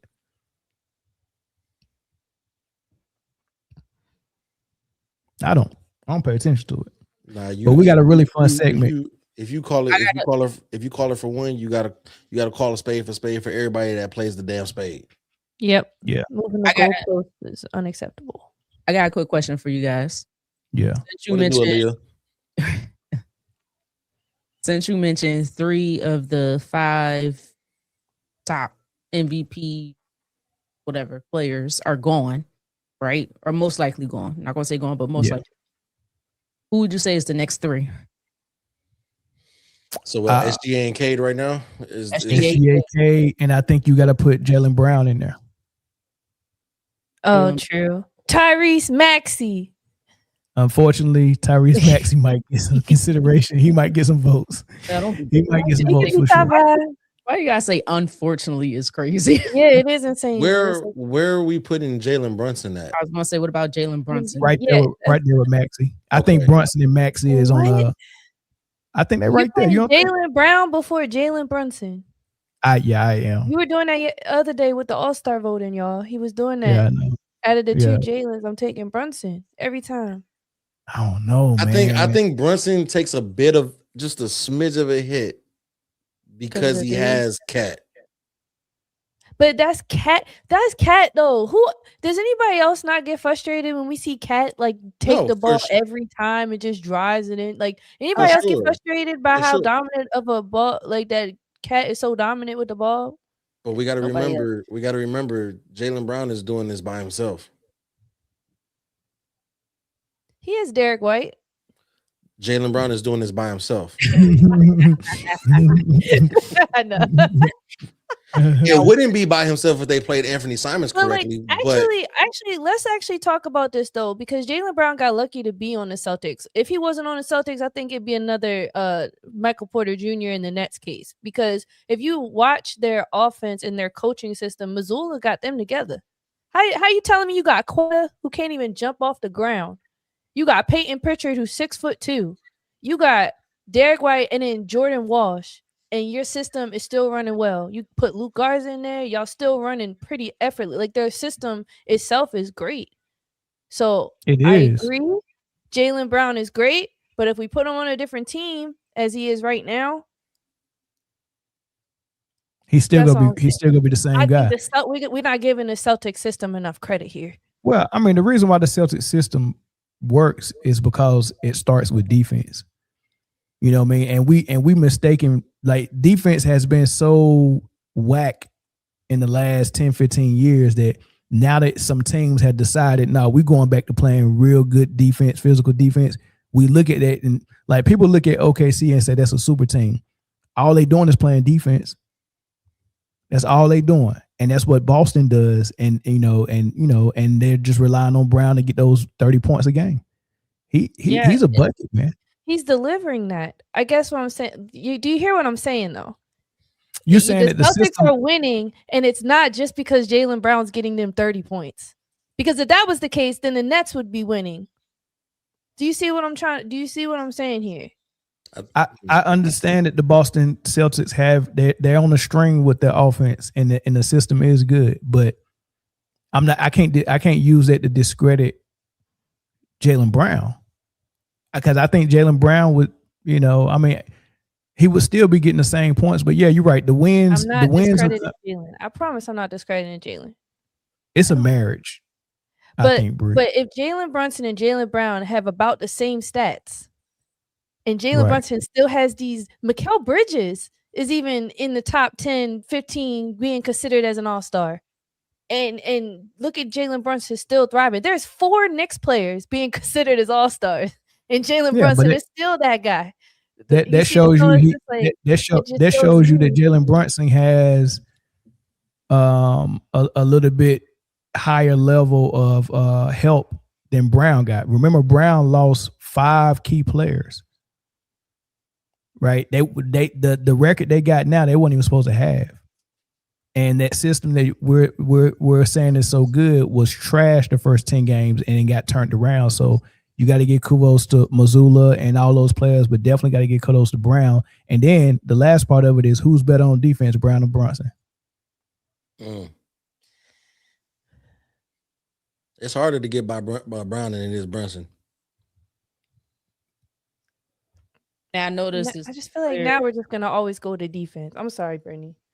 Now it's like, okay, then who's better on defense? After we said all that, now it's okay, but who's better on defense? Come on, yo. Now that's about to make that point low hanging fruit, and it's not about to be credible if you oversaturate it. Well, I mean, you can't oversaturate half of the game. You can oversaturate the triple double. You can't oversaturate defense when you literally have to play defense. Jalen Brunson plays defense. So now we're going to say Jalen Brunson don't play no defense? We didn't say that. Just who plays better defense. Better how? Please expand on your defensive play. If somebody at the point guard position was going off against the Knicks, is Jalen Brunson your first option to say, hey, slow him down for a quarter? Because I know when Luka was going off, we put Brown on him and said, Brown, get in him. Cast and couch. Do I need to remind you, is Jalen Brunson on this picture? He doesn't. Do you see Brunson anywhere? He be the best defender on his team.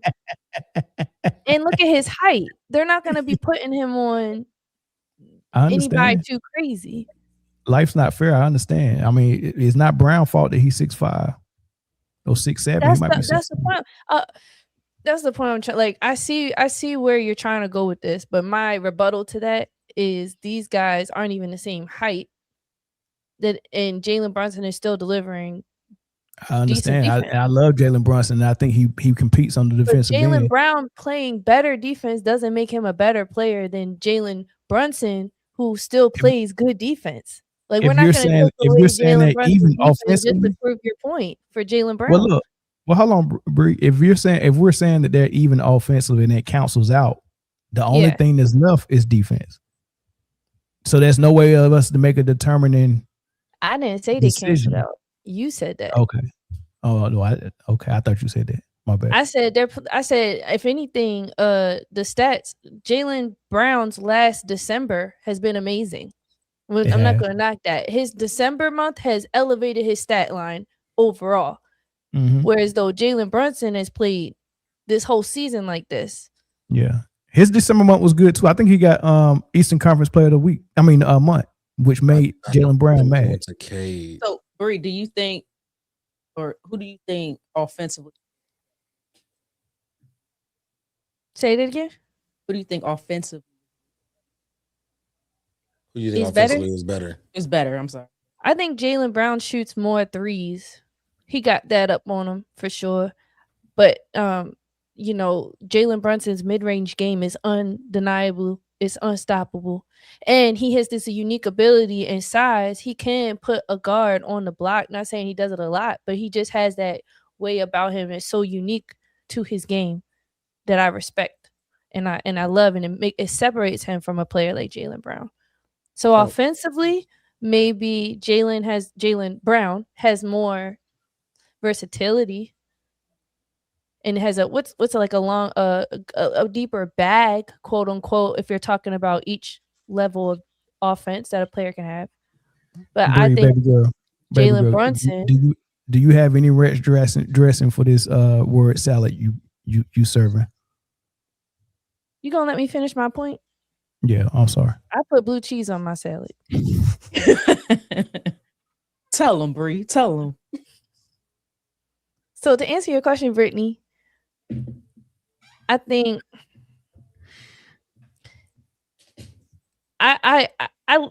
Jaylen Brown does have more versatility on offense. So don't be talking about little sisters like that. She ain't serving nobody no salad. Hey, Frank been in the comments going crazy. God dang, Frank protect me like that. Frank been wilding. Kill me. Frank. we talking basketball. Frank been in there going back and forth about Bree and Rick. Frank trying to he trying to get somebody that Frank footer. I like hamburgers. Really, Mel. She said, "I like hamburgers." Frank been somebody need to go check on Frank. Need to go check on Frank. It might have been a minute.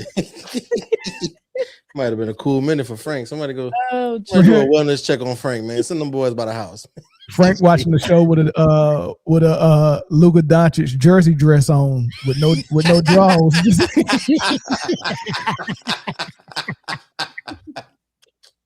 I can't with y'all. I can't.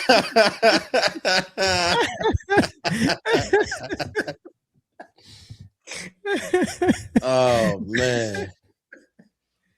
Oh man. I'm gonna do the show with a Shaq jersey on with nothing else. Just Shaq jersey and some footy. Hey, you know that's called tea time, right? Yeah, I heard about it. You finna go tea time?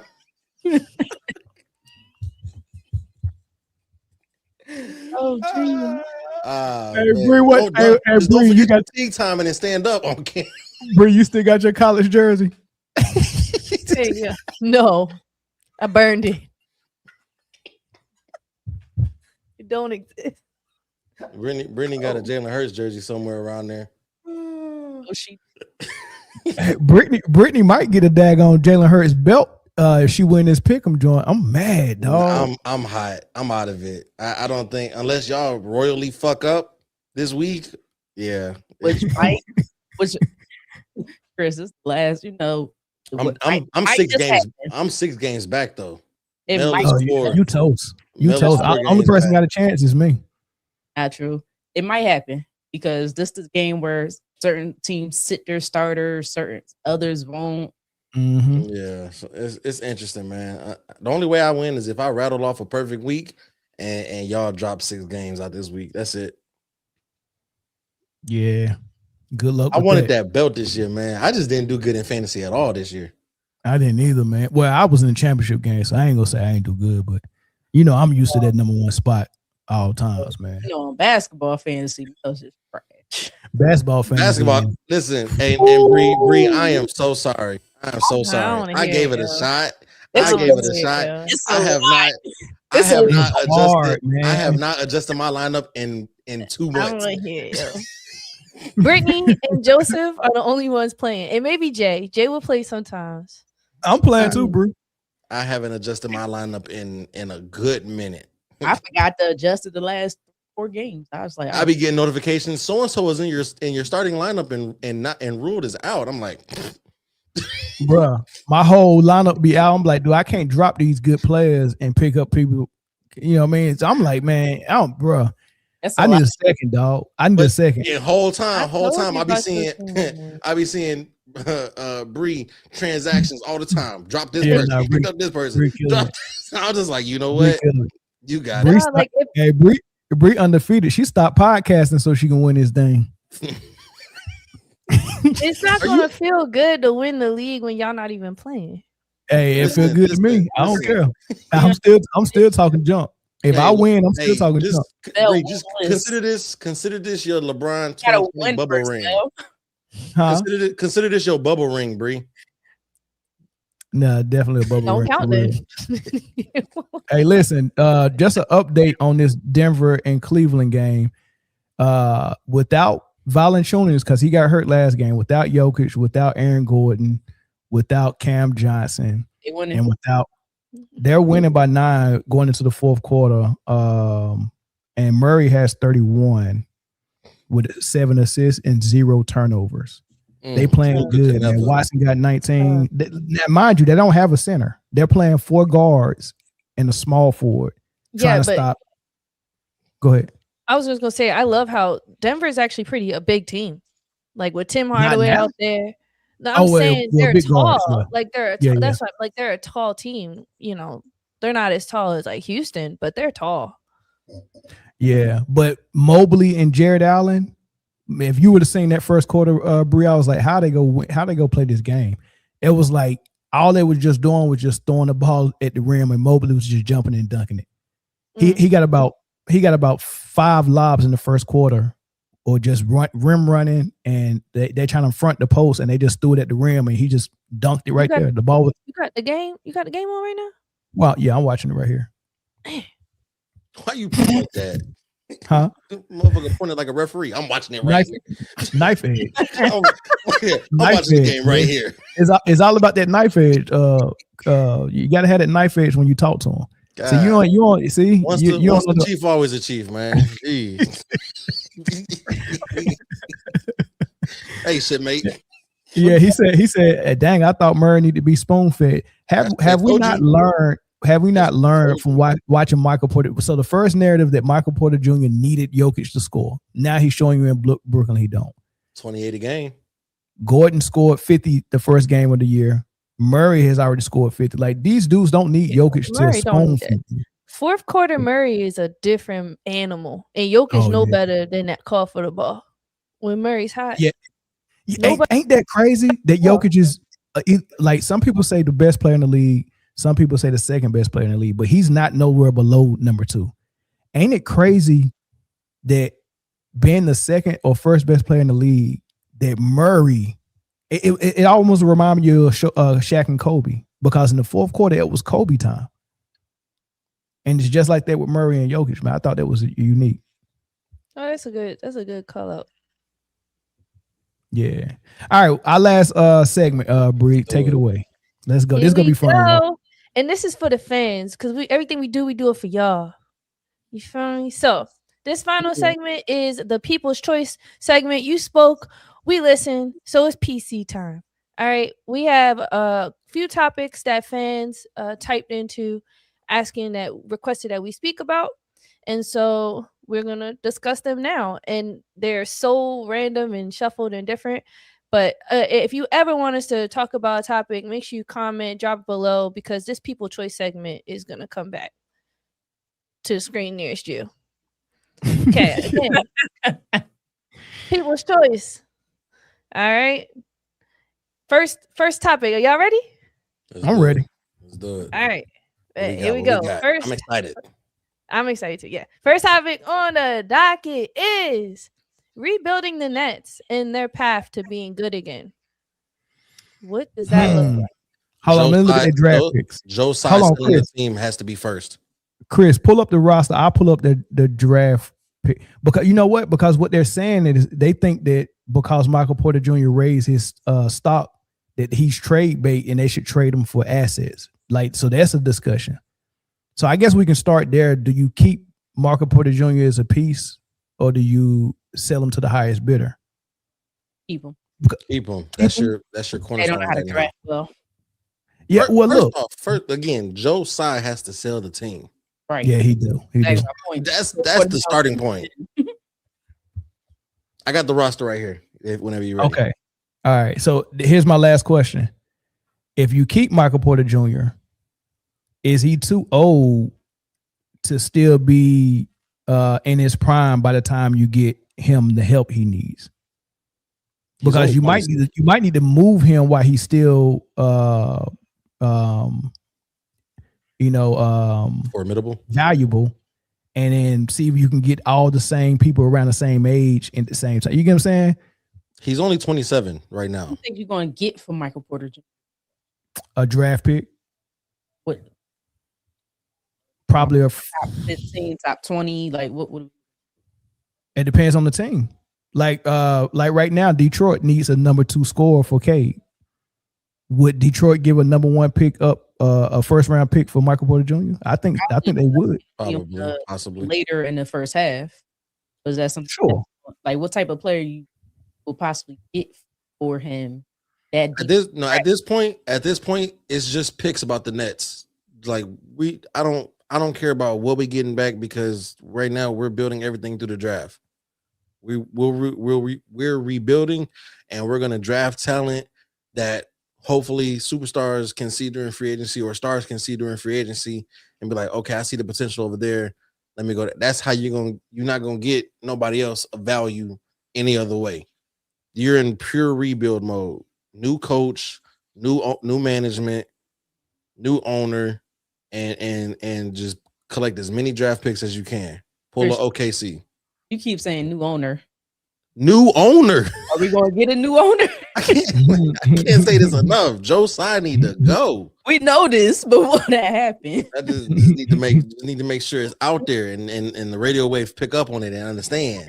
That's the only reason why I'm saying the picks later in the draft is more concerning under this ownership in front office than something that might be a little bit more obvious. Like, I don't think you're gonna get top 10, but top 15, top 20, hopefully. Well, so they got their own number 1 pick in 2026. They got Atlanta's second round pick in 2026, and then they have another second round pick in 2026. So they got 2 second rounders and a first rounder for this coming draft. And then next year they have the Knicks first rounder. They have their own first rounder.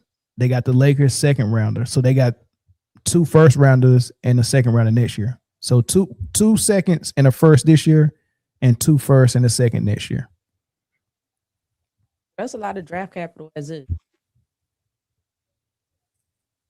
It is. But the thing about it is you can draft with it or put it in the package to get a cornerstone player. But if you already have Michael Porter Jr., if you already have MPJ, make him your cornerstone player and either use the picks to get a co-star or draft correctly. That's the biggest question. Draft. Well, I like the people they drafted last year. Demon, and that ain't even how you say a name, but that's how you spell it. Is you talking about like Denim? Demon. Yeah. So here's the roster, and they got it in numerical order. So forgive me. And they actually got a dude up here who doesn't have a jersey number. Insane. Zaire Williams, Danny Wolf, Drake Powell, Haywood Highsmith, Igor Dimon, Keep Dimon. Keep Dimon. Okay. Yep. EJ Little, Tyson Etienne, Tyrese Martin, Terrence Mann, MPJ. Keep Man. Yep, keep Man. MPJ. Keep Dayron MPJ. Sharp. Are we keeping I think Dayron Sharp?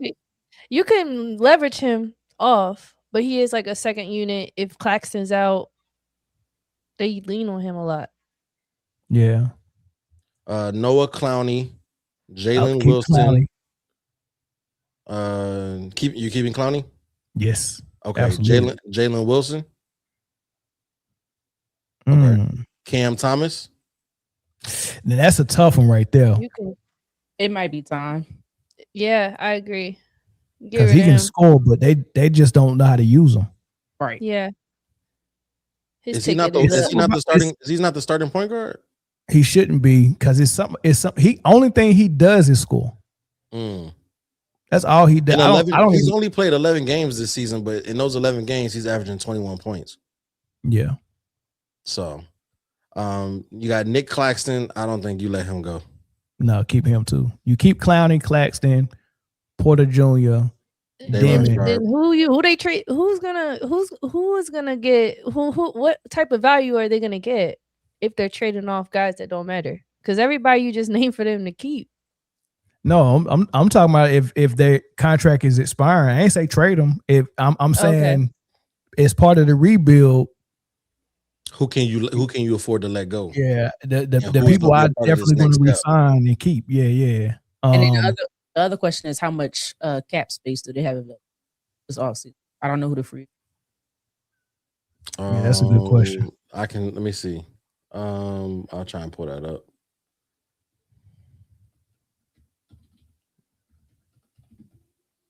Basketball Reference, Brooklyn Nets payroll.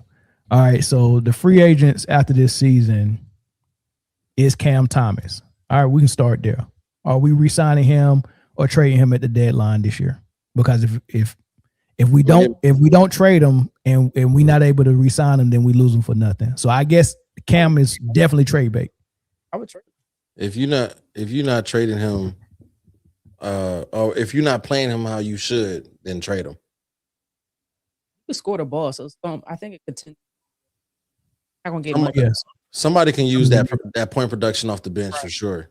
So somebody will go get him, and you'll get some picks back for him. Maybe like some mid-second rounders. Just add that to the collection of picks. So the biggest splash is trading Cam at the deadline. Boy, MPJ getting a bag. God damn. Yeah, Haywood Highsmith is also a free agent after this season. Let him walk. He's 29. You could let him walk. Yep. And then the other free agent, Tyrese Martin. Yeah. Etienne Johnson and Liddell. They're not even on roll. Is that Caleb Martin's brother? Caleb's Martin. No, Caleb. Well, he might actually. He do look like him a little bit. I just thought, that's got to be his brother. So you trading Cam for a piece to go with Porter that fit better, or do you want draft capital? What piece you gonna get for value draft capital against Cam Thomas though? I think you're better off getting draft capital. It depends on who trading for him. If a playoff team feel like he's a missing piece. Did you just pass? You okay? Who? I thought Britne passed out. I was picking something. You ain't see how slow she went. She was like, I was picking them up. My head was going to hit my desk. Oh, I was like, do we need to send the boys over there? It's fourth quarter time now, and it's a 2-point game, man. And Cleveland rolling in Denver. They really need Jamal Murray right now because the pressure picking up, and these young guys like Watson and all that, they're not able to handle it because they swallowing the whistle, and they're not handling it well. They're not playing through it well. They about to tie it up at the free throw line. Sheesh. Yeah, I think you gotta let Cam gotta get. that's the only move you got, really. So you either trade Cam or trade Michael Porter Jr. or trade both of them. Right. I mean, now if you trade both, you can draw up a 3-team trade so you can get max capital back. Right. And you don't have to send both of them to the same team. You send MPJ to one, send Cam Thomas to the other, and then the other teams get involved and you get draft capital back. I mean, that's probably the best case scenario. But at that point, you're trying to do this all through the draft, this rebuild. But let me ask you something. If you get rid of MPJ, right, and maybe there's a free agent out there that's like, yo, I would like to sign big money contract, but I'm willing to play with a player like MPJ, and you just let him go, then what? Oh, it's a tough one, man. You either sell high and start over with trying to draft somebody, or you build around MPJ. I don't know what the answer is. This is tough, man. Brooklyn does have 154.6 mil in cap space too. Right, so they could pay a couple people. Yeah, I would love to build around MPJ if he didn't have all them back surgeries. Like, cause I don't know when that's gonna come back and bite him. He's only played in 26 games so far this season. Yeah, he's missed the last 2. I don't know. I think he's just trying to rest up because he got to play Denver next. Is that a legacy game? Is that a legacy game right there? Yeah, he wanna prove so. That man going for 50 on 90% shooting. You know what his nickname is? The ball stop here. Are there any top free agents coming out this year? Let's take a look. Let's see if we can pull that up.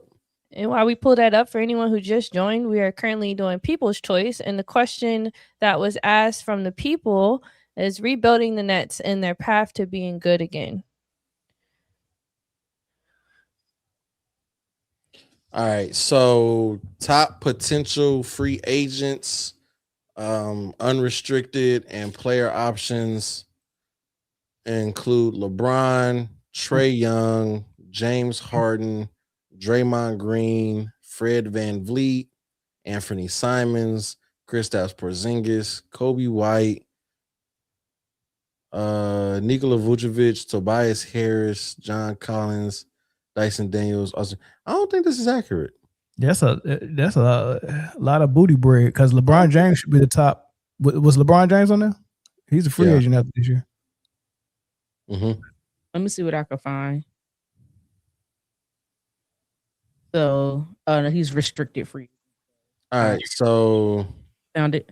Yeah, so LeBron, Zach LaVine, Trae Young, James Harden, CJ McCollum, Chris Middleton, Kristaps Porzingis, Isaiah Hartenstein, Andrew Wiggins, Tobias Harris, Fred VanVleet, Draymond Green, Anthony Simons, John Collins. So I'm gonna say no for most of those, but Austin Reeves is on there as well. So they can't get better without a trade, right? Really, and they don't have anything to trade other than Cam and MPJ, and those are the pieces that you need to add somebody to. So the only way they can get better is the long way by saying, roll it up. We keep Michael Porter Jr. We trade Cam, see what we can get for him, and we try to add some rookies, which means that you got young players trying to learn how to play while your team gel, and then you got Michael Porter Jr. who is about to be 30 by the time they can help you. Because like SGA, he got Jalen Williams 3 years ago.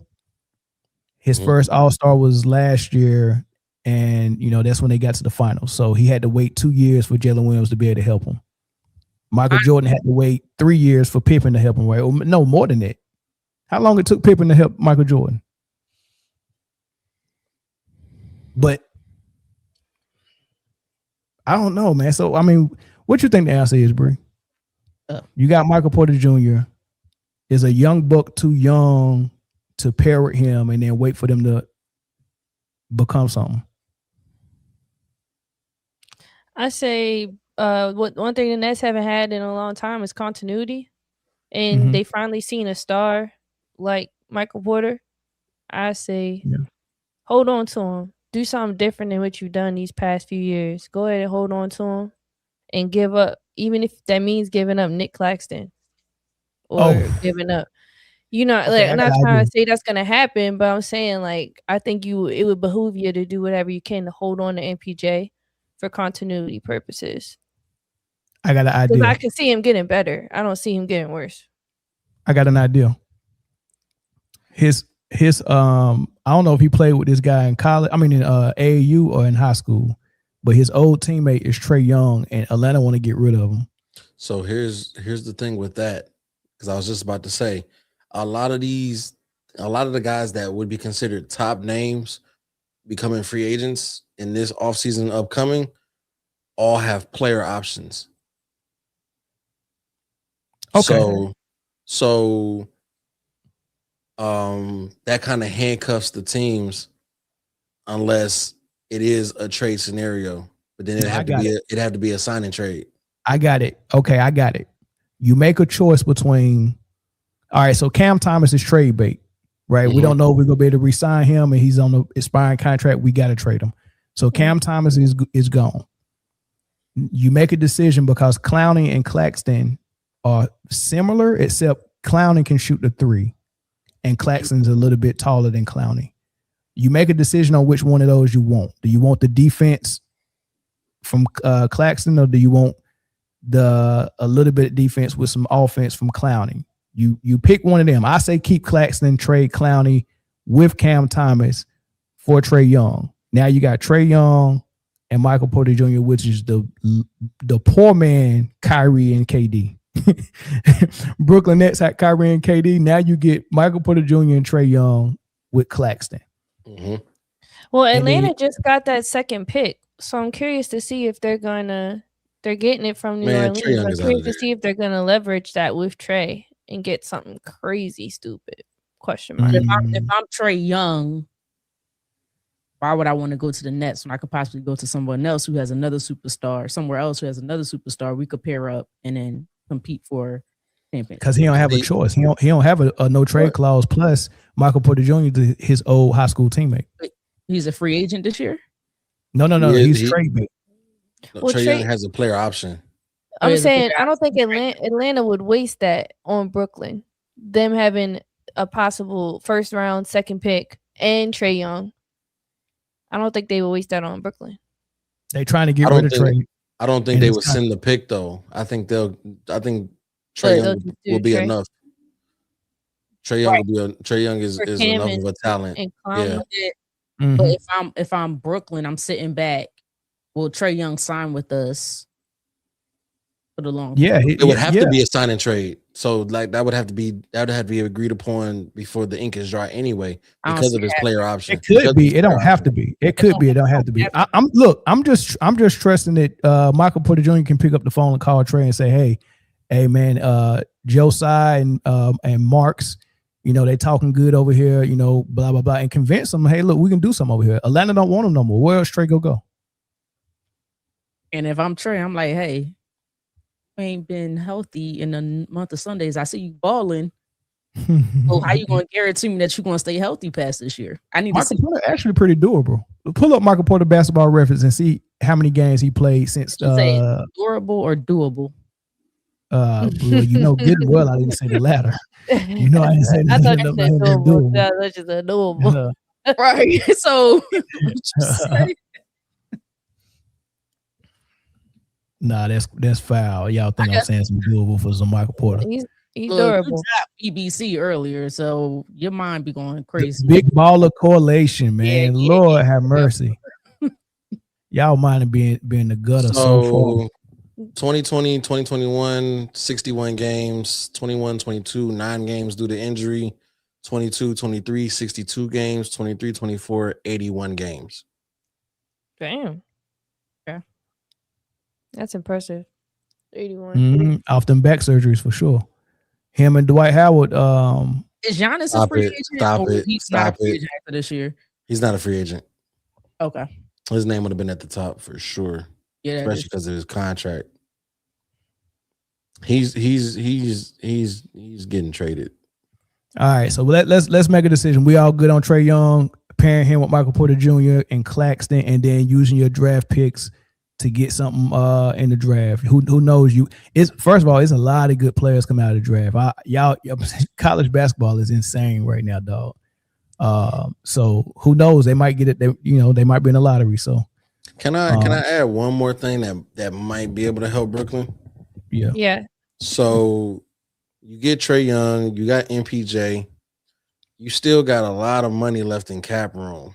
You can go get one more person. And who knows? Ain't no free, what? Who LeBron? Ain't no free agents. Dog. So you could go get a Zach. You can go get a Zach Levine. You can go get a CJ McCollum. You can go. They're not winners. You can go. CJ McCollum. Yeah, CJ. Yeah, you can go get CJ. You can get Isaiah Hartenstein has a club option. I guarantee you they're gonna pick it up. Yeah, definitely. But you can go get a CJ McCollum. You can go get a Chris Middleton. You can go get a Kristaps Porzingis.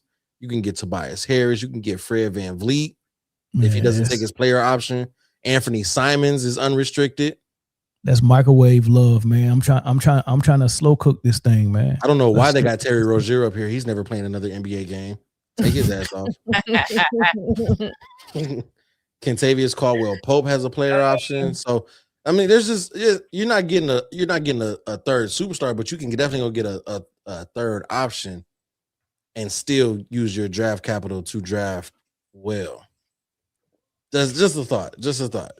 I don't know. I think for me, they got money to play with. So I think for me, I keep MPJ. I'll go into the offseason, get to the draft. Hopefully I'm a top 2-3 pick, get one of these top players, and then go from there if I can. Slow cook. Right. Slow cook it. All right, what's next? What's the next one, Bree? All right, again, for anybody who's new, we are in the People's Choice segment where you all speak, talk about submit topics for us to discuss. We just ran through what the Nets could do for their rebuild. Next topic on the chopping block: is it time for the 76ers to move on from Joel Embiid? Oh, I shut up and I'll let Britne go first. No, y'all can go first. I'm not going first. I'm not from Philly. I don't think you gotta be from Philly to answer this question. Is it time? I want to say yes. As a Sixers fan, I want to say yes. I'm just not sure as of right now. I don't know. My heart says yes, but value and tradability and all that says no. I still think without him, they're small. They're a small team without him. When he's not on the court, you could tell the difference. My goodness.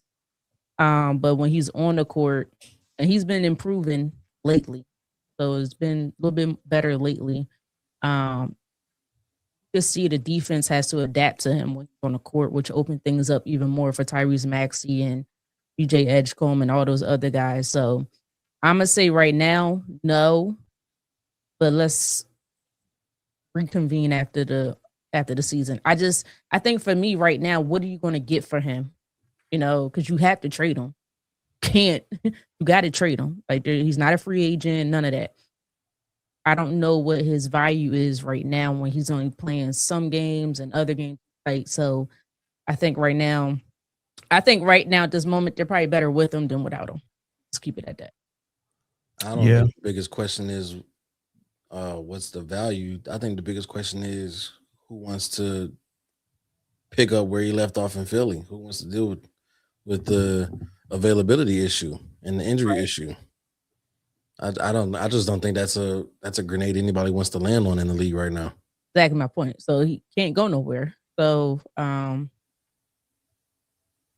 I think play wise and I think he's understanding even when you watch the games, and he said it himself.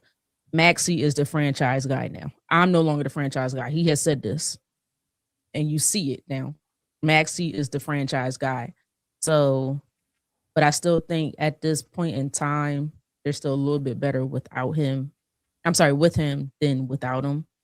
At least until some of those other guys come along a little bit further, get a little bit more experience. Mm-hmm. Look, it's always nice to have a 7-footer that can score on the post that you can throw it into. And his leg and his knee is getting stronger, game by game, man. So, and he even admitted that he feel better and he feel like he getting back to his old self. And his numbers kind of reflect that. So, I don't say it's time to move on, but I say it's time. But for the same reasons Britne said, even if you do move on in this trade, like what are you getting back, and what team is going to take on his contract with with his injury issues? So you might not even get value back trying to get rid of him anyway. So I think at the very best, it's time to pass the keys to Maxey.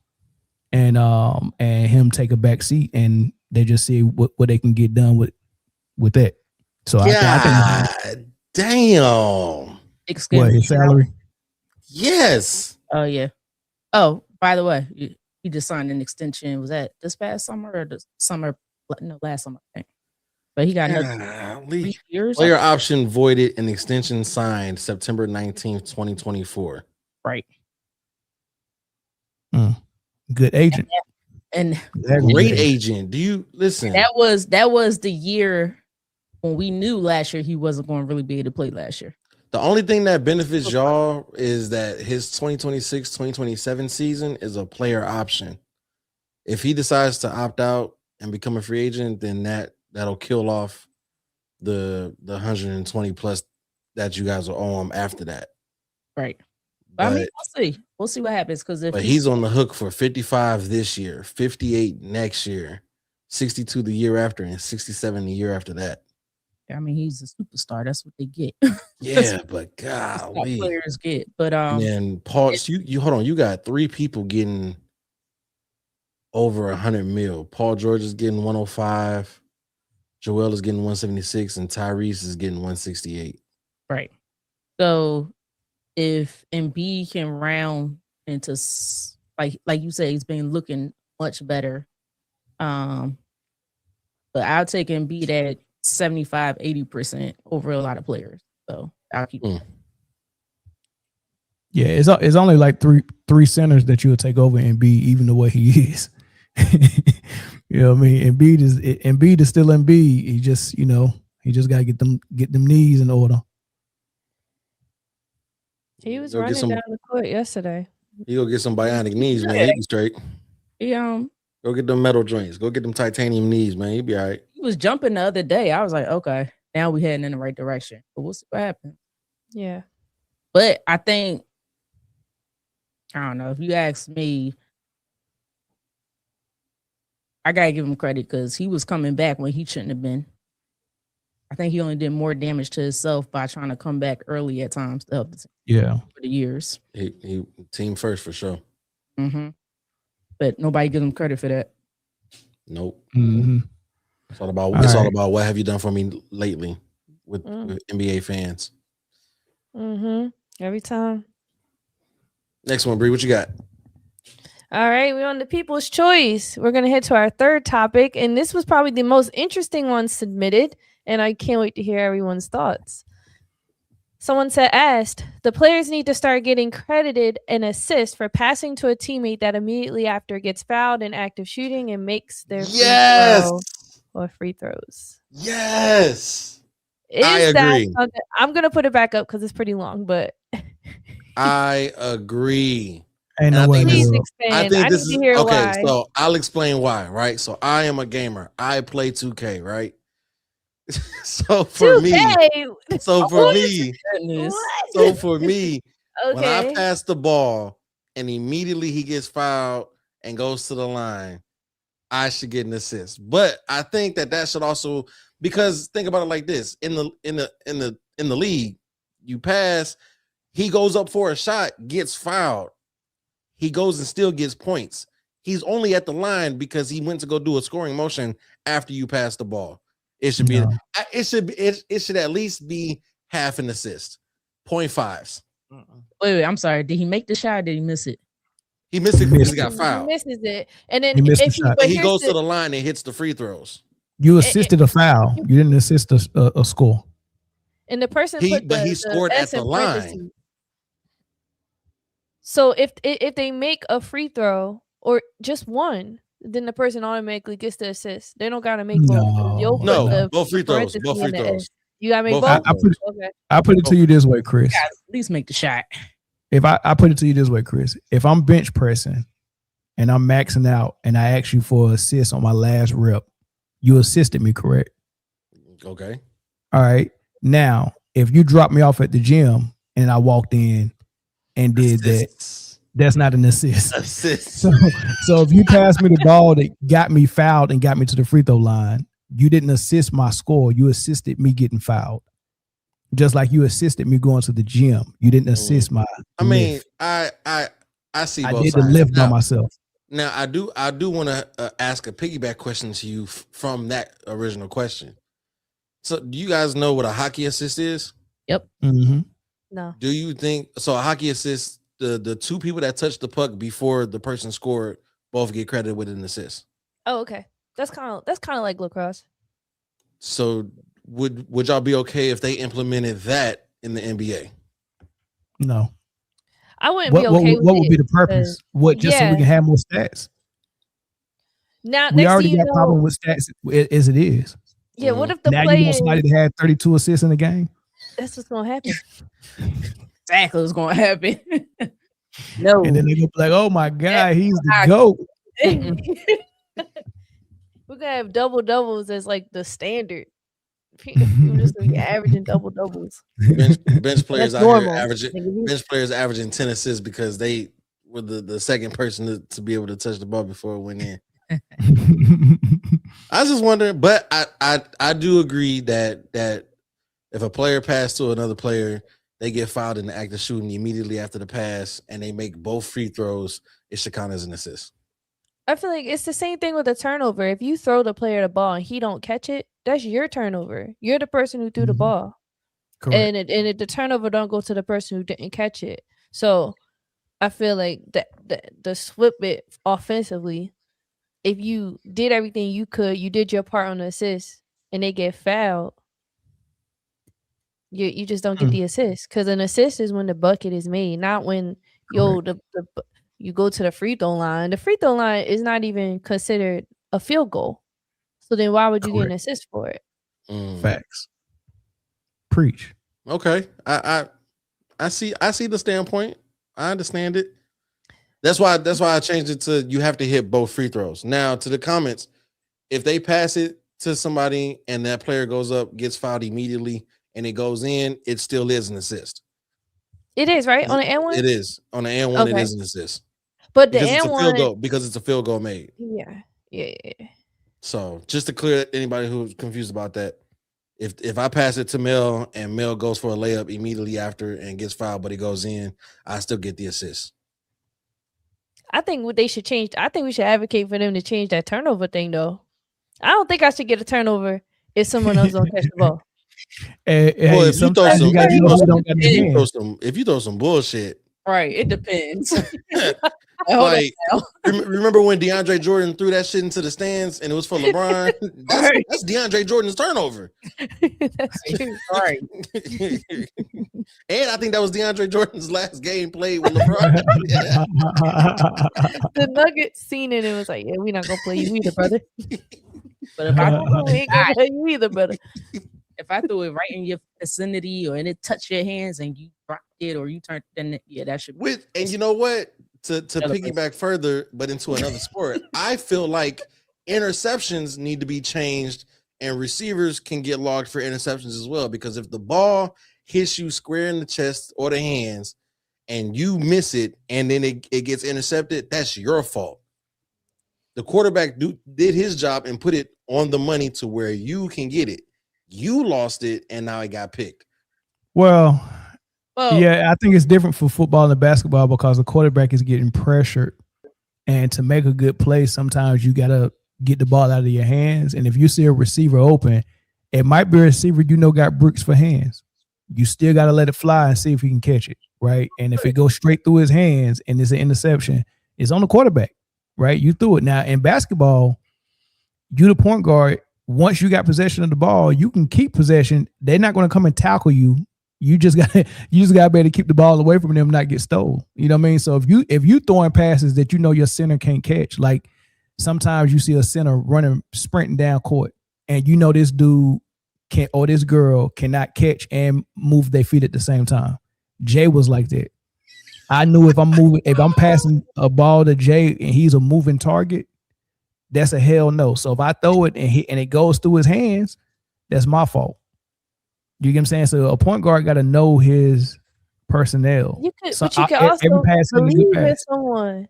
I believe in you. I believe a scorecard. So, Chris, speaking of NFL, since you think about the person who gets fouled, I'm sorry, the person who throws the interception. Yes. No, the first one. Oh, the assist. What if they get fouled? They should still get the assist. Do you think that the quarterback should get the passing yards if there's a PI? Yes. Yeah. That goes along. I do believe that the quarterback should get the passing yards. Because it is a spot foul, right? And that one can kind of be case by case, I guess, because you can get PI and the ball is not even catchable. But if you interfere with the receiver at any point in time, that's interference. But if you interfere in the ball, I think it has to be like in a certain radius. If the ball is in the radius where it's catchable and you interfere, you get the yards. But I don't know. That's a slippery slope because a lot of people just be throwing it up, knowing, I can create contact. I'm banking on the PI. And then we're going to get all these inflated numbers because you'll see these 30, 40, 50-yard bombs looking for PI, like in these late game situations, you're trying to get down and, and you catch the defense slipping. And so that's a slippery slope. But I've thought about that one before too, because I felt like quarterbacks and receivers should definitely get the yards for that. I mean, they're involved in the play, so. But for me now, for the no to both, but make it, catch it. All great topics. We appreciate the people's choice. Y'all have gotten a spark with great debates. We appreciate everyone who submitted their topic and continue to submit these topics because this segment is a lot of fun. We listen to what you have to say and we talk about it. So, final topic on the people's choice. This is the absolute final. I think it's going to be a great way to end the stream. Someone, a fan submitted this question. Let's debate about it. Who had a better career, Kobe Bryant or Steph Curry? It's not even a debate. Kobe Bryant. You know what? Hey, we appreciate y'all for tuning in to the Man Down Full Panel Friday. It's been a minute, but we back. You know what I'm saying? I mean, we can unpack it. You got a unanimous MVP led by Steph and a second MVP. Kobe only has one MVP. We know why. We know why. Right. And then you got a 73-win season led by Steph. No ring. Then you have the 3-point record. The 3-point record. Nasty, bro. Steph he got nasty. No, Steph, yeah, but I think if you want to go like accolade for accolade or whatever, then let's take the second MVP that Curry got, and let's equate that to the 5th ring that Kobe got. Now where do we go from there? No, but take the second MVP that Curry got. Why am I comparing an MVP to a ring? I'm just saying, if to somehow make it even, and then you can compare. For me, it's Kobe. Kobe got a 3-peat and a back-to-back, and an MVP, and it just and Curry got 4 rings and 2 MVPs and a 3-point record. You know what? I think it is debatable. I think what we're thinking about is who the better player is, and it's obviously Kobe. But I mean, we can go into it. Kobe got like 4 All-Star MVPs. He got 2 Finals MVPs. He got Olympic gold. He got a dunk contest winner. The All-Star MVP is named after him. A three-peat, a back-to-back. I mean, several all defensive teams. I'm gonna say Kobe, but you really had to think about it though, because Curry got some stuff with him. Curry ain't no slouch. I will say that. No. Curry finally did get his Finals MVP. He finally got it. I never forget crying up 3-0. That was a funny day. I think that was the segment. That was the segment that the J meme came from. Yeah.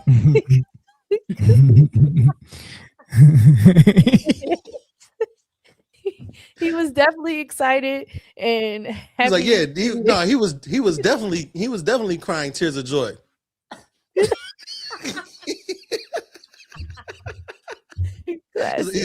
was like, yeah, that's exactly what it was, Bree. Should have did a 2025 wrap up. That had to be the top. That was the top moment. That was the top moment. Oh man, I should have did one. I might still do it. That was the top moment for sure. That's funny. Man, that man was up 3-1 crying, boy. Up 3-0. Up 3-0. The name was on the trophy. All you had to do was show up next game. He was crying. Kobe was up 3-0 and said, "Job's not done." Curry was crying. Curry was crying before he got the trophy. Kobe had the trophy and just held it. They're not the same. Not the same. Hey, they lost in the comment section. They don't know what we talk about. Y'all gotta go back and find the clip, man. Do some man down deep dive. It's funny. Oh man.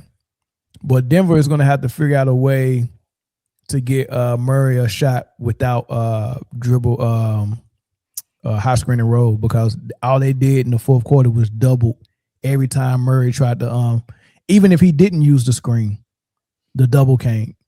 And I was like, dang, so they got, and he's not a big guard where he can just go in the post like SGA. So it's nowhere really for him to go get the ball. It's really tough what they did to him in the fourth quarter to get the win. They got a 5-point win. It was close though. Denver they couldn't make the shot. And Murray did what he was supposed to do. He moved the ball out of the double, and they was able to get high quality shots out of their double team. They just didn't knock him down. Unfortunate. Unlucky. Side note, when we were talking earlier about Luka, and I went to go look up his age. I put Luka Doncic in Google, and then a bunch of articles and anything talking about Luka pop up, whatever. Guess what one of the articles was? About his beef with his mom? No. What? What? Him and his mom was beefing when he was in Dallas. Like she something to do with, I guess she was supposed to be managing him or something like that, and he fired her as a manager. It was crazy. It was kind of the same thing why Kobe wasn't talking to his parents. Money. But no, the headline for this article was Lakers are learning what Mavericks always knew about Luka Doncic. The headline should have said the Lakers are learning what Mel already knew about Luka Doncic. All right, man. Mel should be next to Luka on the couch. Golly. No, I should be back there behind the couch. I ain't sitting on that couch at all. Y'all ain't about to Weinstein me. Big Baller Coalition. Yeah, the Big Baller Coalition, man. Y'all trying to Harvey Weinstein me? No, thank you. The Big Baller Coalition, man. All right, man. That's the show. All right, we got here. 2.5, man. Appreciate y'all for rocking with us, man. Make sure you hit that like button if you haven't done it already. Subscribe if you haven't already, man. We appreciate all the comments. Got one right in the 11th hour. Shout out to Alan Cooper with the $4.99 super chat. Big ups, MDS crew, best sports show in the galaxy. Appreciate y'all, and thank you to all the vets on the panel, present and absent, for your service. Appreciate it, dog. Appreciate the super chat, man. Thank you for the support, man. As always, man. And until next time, man, we'll see y'all when we see y'all, man. Peace.